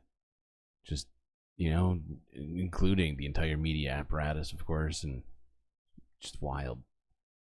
It's just wild to hear it directly from an Israeli journalist. Right. As we wrap up this discussion, where do you see what's happening right now? Just as we sat down, the Israel finished its defense for the emergency appeal by South Africa to prevent it from a full-scale ground offensive in Rafah. Israel insisting that aid is coming through with ease at all the entry points, and South Africa saying they must be stopped. How do you see this ending? Right now, I hope that the judges will move, because the way that Israel has been able for almost 6 months to play and to drag it into it, and how the Western countries allow this to continue without putting leverage that they have on Israel in order to stop the carnage and the famine and the starvation and the deliberate starvation. Our hopes now are with the judges that they will see that Israel is lying. And what about with the United States? I mean, you have President Biden now announcing $1 billion of military weapons in the pipeline for Israel, including $700 million for tank ammunition, $500 million in tactical vehicles, $60 million in mortar rounds. The significance of what position the U.S. takes and what Biden is doing. He supports Israel to continue the war. I mean, I see no other explanation to this. I mean, all his words that he's worried about Rafah or famine or whatever. So it's such hypocrisy that I feel almost speechless. You think on the one hand they are sending aid, or they say that they are sending aid, but it takes so long and it is so little. And on the other hand, they encourage Israel to continue with the war against Gaza, where we see that already Israel is defeated. I mean, it's defeated. If such a huge... We've been talking about how it's become even with the fact, because I mean it's so weird to talk about it in that sort of context in terms of defeat, but in terms of Israel's stated objectives, right? Now, of course, we could clearly say that people also had the objectives of just flattening Gaza, which they've certainly done. We just listened to a bunch of statements of Israeli soldiers saying that much during the South Africa testimony at the ICJ. But in terms of the stated objectives by the top brass of the IDF, power is still fighting Hamas after 8 months. It doesn't give anything good to the Israelis. I mean, except of some groups that want it to continue. 5 seconds. Yeah, but for the majority of Israelis, it's clear that the majority of Israelis understand, even though they support the war on the one hand, they understand it's against them too. Long-time Israeli journalist. And we have seen a great deal of Israelis out there protesting, but the things they've been protesting have been somewhat varied. Mostly, though, it's been about the hostages. If you were to look at every single protest, there have I think the two most consistent protests I've seen have been of Orthodox objectors and of people who want the hostages back. But there have been nearly zero anti-war, anti-genocide protesters, from what I can see. I think I've heard a few people who said that, who were out there protesting other things as well, but sadly that's just the case of the matter.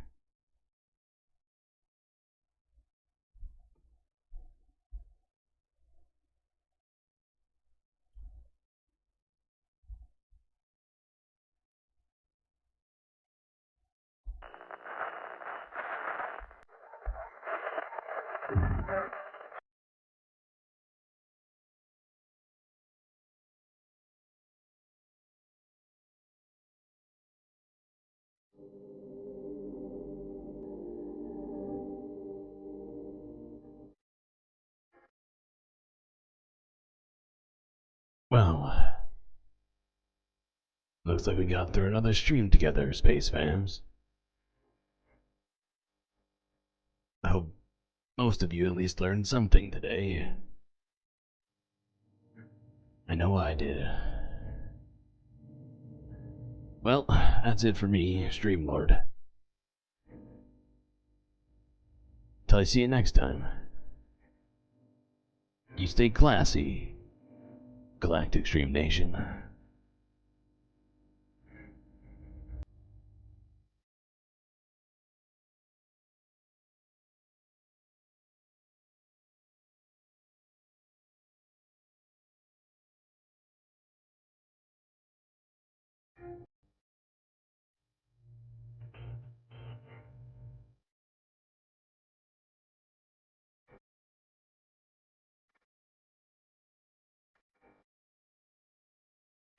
Can't forget this. These are your galactic patrons. Gabby, Goth Dogs, Aaron W, Mitty, PB, Robot Cat, Pitchforks Dragon, The Anti-Corporatist, Vincent Morales, Morbius Dragon, and Donald James X. Well, you too could help contribute to the Galactic News Network and gain access to the same space benefits that these folks have by clicking this link in chat.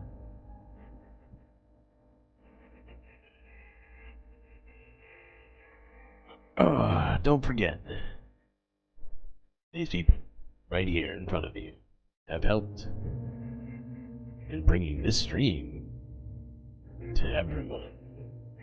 The goddamn universe.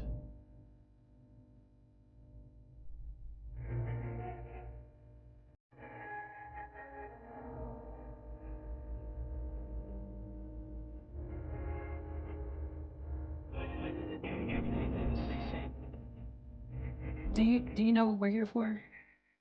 A fucking bitch.